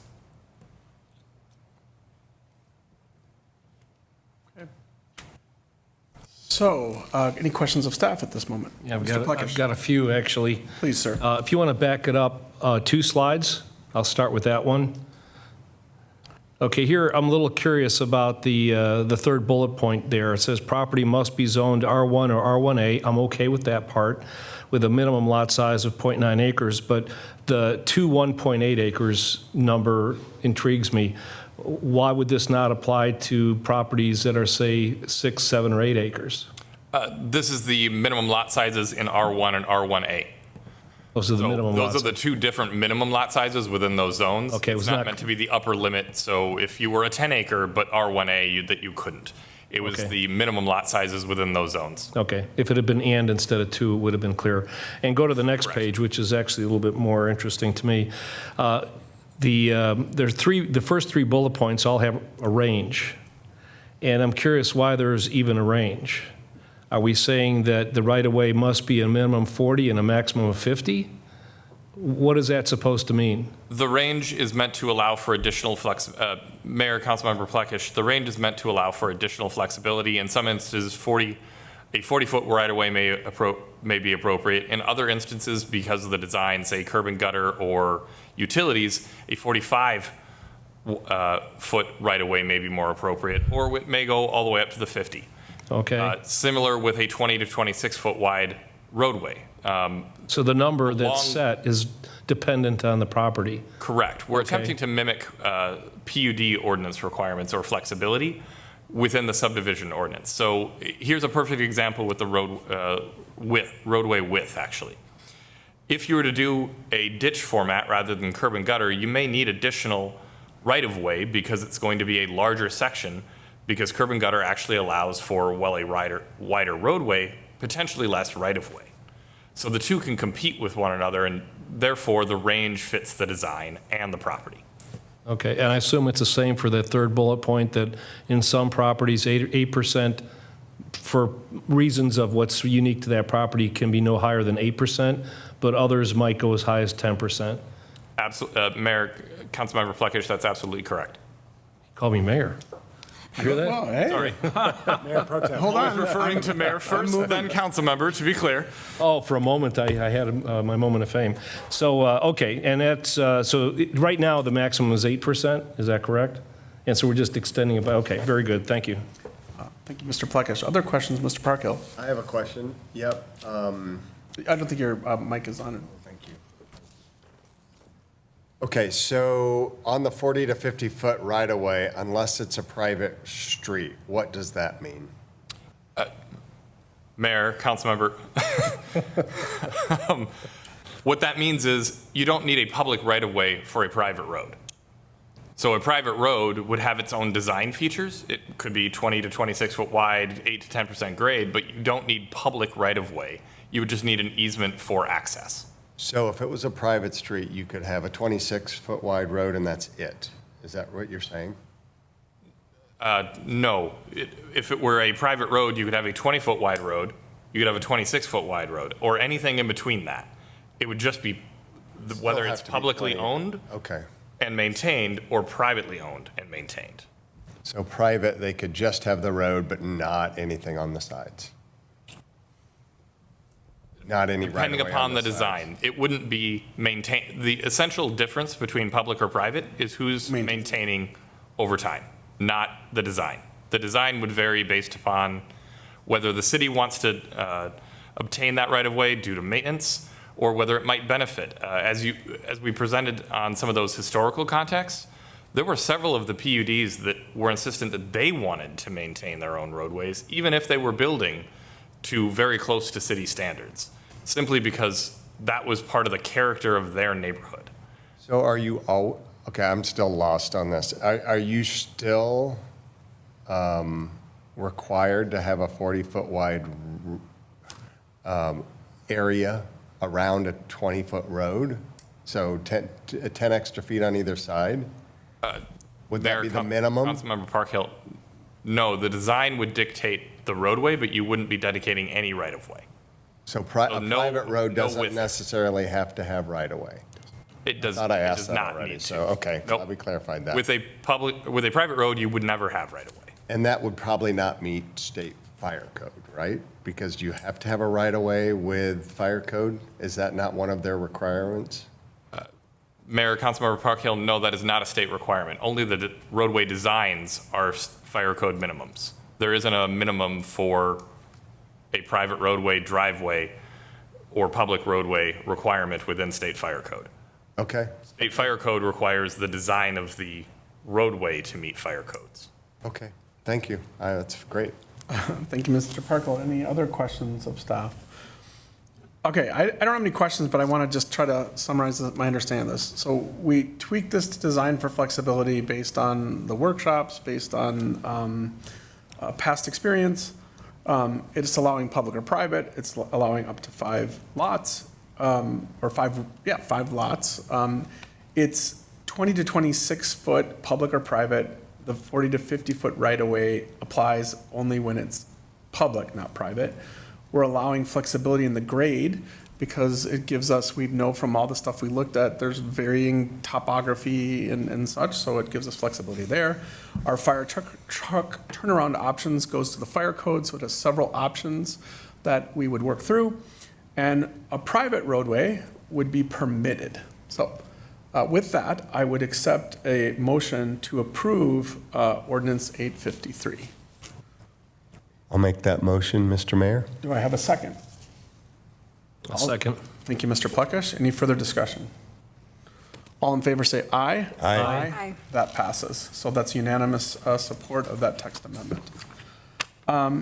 Next on our agenda is consider approval of reading of ordinance, no, next one, sorry, I have to turn my page, it's getting late for me. Consider approval of the first reading of ordinance 854, amending chapter 810 of swimming pools. Mr. City Manager. Thank you, Mr. Mayor and Council. Again, I will direct this particular topic to Community Development Director Sharp, for a presentation. Mayor, Council, thank you. This will be my favorite one from the evening because this is the staff-initiated ordinance. What I am going to start this off with is whenever staff is going to bring an ordinance like this forward where we're looking to clean up code, and I'll tell you a bit of the story with it, we aren't looking to bring forward something that could be controversial or require a significant amount of time, resources, or effort. We're trying to do so to reduce staff time, resources, and effort for ourselves because we're running into a section of ordinance where we're regularly having to make either a very odd interpretation or that there has been considerable amount of variances coming forward due to requests from neighbors. So there's an overall context. You will see me do this several times. It was something that I've been known for throughout my career to try to expedite code review and ensure consistency and not require variances where they are very consistently granted. So in this instance, staff is recommending approval of the first reading of ordinance 854, amending chapter 810 swimming pools. I'm going to move through this very, very quickly, but this is an example property that helps tell this story.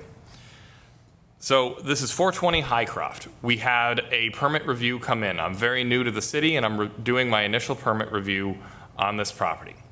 They're going to tear out the existing foundation you're seeing on this, and they want to build a single-family home, and they want to put a swimming pool on the property.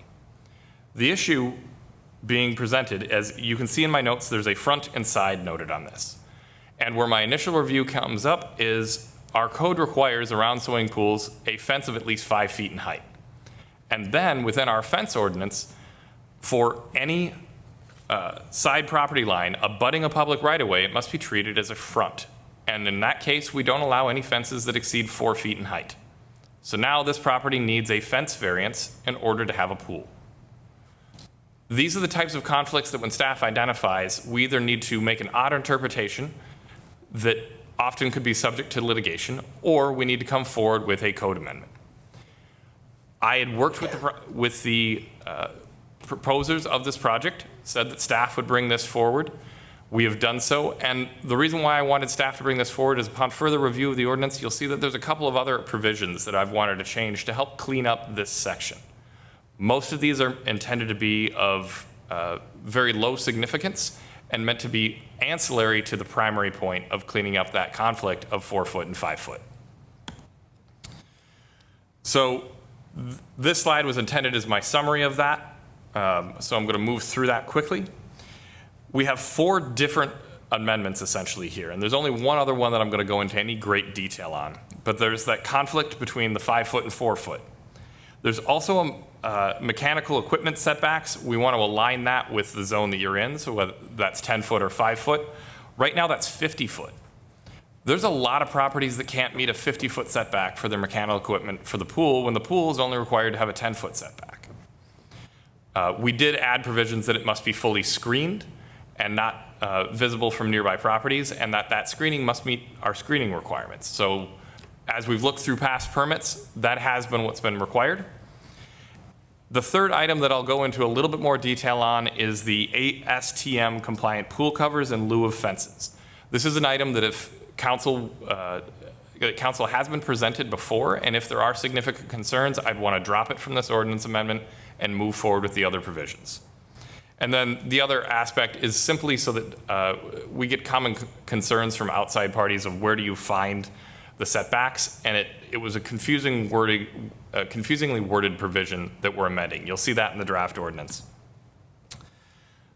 I'll go into a little bit of detail on that ASTM standards. I've tried to leave this really, really high level, so I'm just going to go through it, and if you have questions, we'll be able to answer them. But essentially, there's a professional organization, the association, that has developed the pool ordinance, and the ICC has, since council last discussed this, come up with provisions for pool covers in lieu of fence requirements. They have to test these pool covers. They're extremely expensive for their installation. They have to be custom installed for the pool. And what they allow is, instead of a fence around a property that has a pool, it allows a pool cover that allows, by their standards, 2 adult individuals and 1 child to be standing on the pool cover without any danger. They also have to be able to self-drain from snow and rain. This was proposed to council a number of years ago. Council expressed concerns due to safety and wanted either insurance or other standards to, so that the city didn't need to come up with the provisions for what's safe and what is not. Since that time, the ASTM standards have been developed. We get a lot of concerns about this, particularly along the lakeshore properties where they don't want to see a fence. And as you'll see from your packet, the example provided is our code actually does not require that a fence goes all the way to the lakeshore or all along the lakeshore. So a lot of times what ends up happening is a fence goes down to the water line and stops. So you can walk into the lake to get to the pool. And these are the types of ordinance amendments that I like to bring forward as potential solutions when I'm able to find them. If there are additional questions on that one, I can certainly elaborate, but I've worked with our building official and our city attorney to make sure that this would meet those, this standard would not reduce safety within the community. With that, I stand for questions, and staff is looking, or the proposed motion is available for council. Questions of staff at this point. Mr. Sorensen. Yeah, so my question pertains to pool covers in lieu of fences. And I get it, ASTM has created this standard that supports a lot of weight. I get that. But if we do this, then we could have the cover that meets this standard, but no fence. Is that right? So what's... Mayor, Councilmember Sorensen, that is correct. So it seems to me like fences are for safety. Kids, dogs, just have to run around, not fall in the pool. What's to stop someone from not having it covered, no fence, and you have the same issue? So the code would require either a cover that meets these standards or a fence. And these covers actually have timers that require them to auto-close. They have self-draining mechanisms. They're heated in the winter to make sure that snow drains off. So you either have to have one or the other. It's not a, you can't have a cover and you can't have a fence. And this has been widely accepted in other communities? This has been accepted primarily in communities that are in tropical regions. It is less common in snowy regions due to the snow loads, which is why they started adding the requirement for them to be heated in the winter. Widely, there are other examples in other communities surrounding us that have adopted this. They, candidly, one of these pool covers costs between $50,000 and $100,000, and so they are not widely used. They're intended for very, very large estates and pools where the fences and the aesthetics are less important, or are the highest important. So I guess the punchline is, do we think there's a safety issue here? We do not. No? Okay. Thanks. Other questions of staff? I have one, just a process question. Like, why did this not go to the planning commission, go directly to us, or maybe it did go to the planning commission? Mayor, thank you. It may not be required to, but just curious. This is actually within the same chapter as the other two provisions you've been working with this evening, Chapter 800, that does not require planning commission review. If the council does first reading on this, I will be presenting it to the planning commission along with the other items to keep them apprised of development activities. No, that's fine. Any other questions of staff? Okay, bring it back to the council for discussion. Who would like to weigh in? Any concerns, no concerns? Pros, cons? I'll go. Please, Ms. McDonald. Director Sharp, I appreciate you, excuse me, I appreciate you cleaning up our code and making it easier for our residents who want swimming pools. Not an expert on a swimming pool. I've never installed a swimming pool or had one, so I'm going to defer to you and other experts about safety with covers. It's a little difficult for me as a kid who was raised to fear a pool, you know, but I know that's been many, many decades. So I will support this motion as presented. Thanks. Thank you, Ms. McDonald. Who would like to go next? I will. Mr. Parkhill. I think these covers have been proven. I've heard about them a lot. I've seen even an ad where there was an elephant on top of one of them. Really? Proved that they could actually withhold that much weight. Sure it wasn't me? Sorry. No comment, Mayor. Yes. So I have no problem supporting this. Thank you. And thank you for cleaning up our code. Anyone else like to weigh in? Yeah, I don't have a problem with this either, and I may be the only one up here that this actually came before me some years ago, and I think it was on Central Avenue, the Pillar Homes, is that right? And they didn't want to have a fence, and they proposed this cover, which was proposed as an alternate, even safer method than having a fence, because you could leave a gate open or kids could fiddle it, and covers they really can't. So, but I guess it wasn't as established a safety measure back then, or at least we didn't know it. So I've seen this before. I think they're probably pretty good, and it only makes sense to clean this up. The 4-foot, 5-foot discrepancy just didn't make any sense at all. So fully support it. Okay, I have nothing further to add. I would accept a motion approving the first reading of ordinance 854, amending chapter 810 swimming pools. So moved, Mr. Mayor. Okay, do I have a second? Second. Any further discussion? Hearing none, all in favor say aye. Aye. That passes. Okay, we're getting to the end here. Before we go into city manager report discussion, I just want to read something that, you know, we have often done at this time of year and has been out in our official city communications, but as we move from the final days of August into mid-September, our community's heart turns to a solemn remembrance. This time of year marks the tragic loss of two Wayzata police officers, Sergeant James W. Anderson and Officer Bill Matthews. Their service and sacrifice were separated by 35 years, but they're united in our memory. On August 31st, 1982, on his 36th birthday, we lost Sergeant James W. Anderson. He was killed in the line of duty while responding to a domestic disturbance. On September 8th, 2017, Officer Bill Matthews was killed by a distracted and impaired driver as he cleared debris from the highway. Both of their tragic deaths serve as a powerful and enduring reminder of the ultimate sacrifice our police officers are prepared to make every day to keep us safe. On this Thursday of this week, September 11th, our firefighters, like they have done for more than 20 years, will honor the victims and the first responders of September 11th, 2001 on the Broadway Bridge over 394. As we have done since 2021, we will also have a brief flag ceremony in the morning, roughly 7:30, and in the evening, roughly 7:30 p.m. at the 9/11 Memorial along Panaway.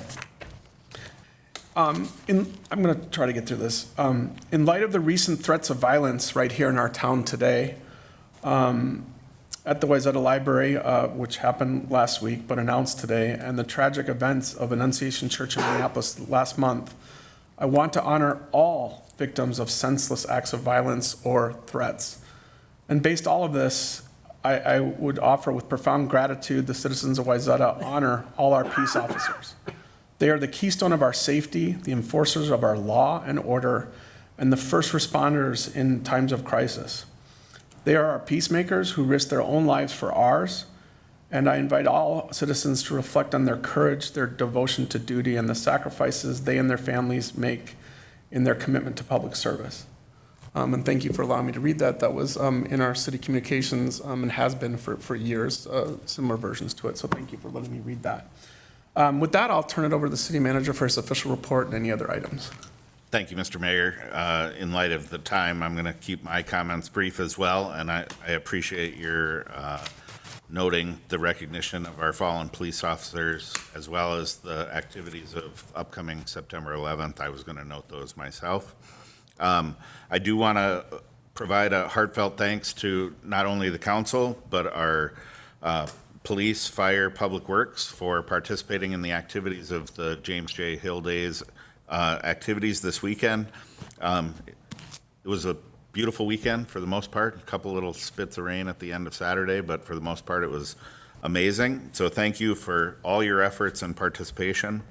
Pancake breakfast for the fire department will be this coming Sunday, starting at 8 o'clock, goes till around noon or until they run out of pancakes and sausage and French toast.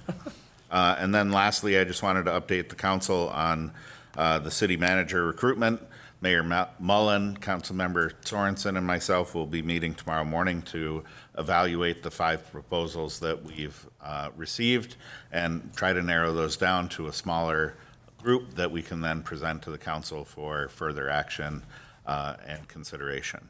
And with that, that is all I have. Go ahead, Ms. McDonald. If you don't mind, sorry. Yes, please. Can you tell us how many applications we received for the vacancy? I believe that closed Yes, today. closed on Monday, actually. Oh. Yes. No, Monday. but great question. I had one. Thank you for that. Good update. We've received 5 applications for the council vacancy. See if I can remember them all. Adam Elg, Bonnie Schwalbe, Charles Yancey, Claudio Hostetter, and Dan Cook. Correct. Yep. And they were all complete? They were all complete. Great, thanks.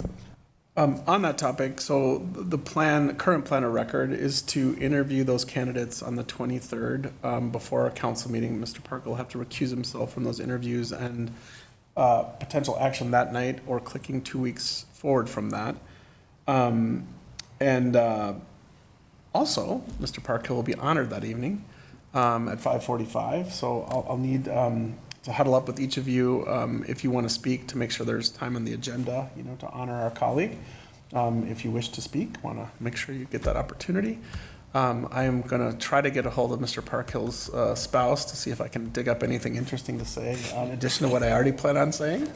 But Jeff, is it 9 years, 10 years of service? It's a long time. 8. Okay, 8. And Almost a full 8. Yeah, and I know this is hard, but we're going to honor you, on the 23rd, and we're going to start the process of picking your replacement. Just kind of have to keep moving on, right? Mushing on. So thank you. Any other questions of staff before we adjourn? Okay, hearing none, I will adjourn the meeting. Thank you very much. Wait, motion to adjourn the meeting. Sorry. It's been a long day. May I have a motion to adjourn tonight's meeting, please? So moved. Can I have a second? Second. Any further discussion? Hearing none, all in favor say aye. Aye. The meeting is adjourned.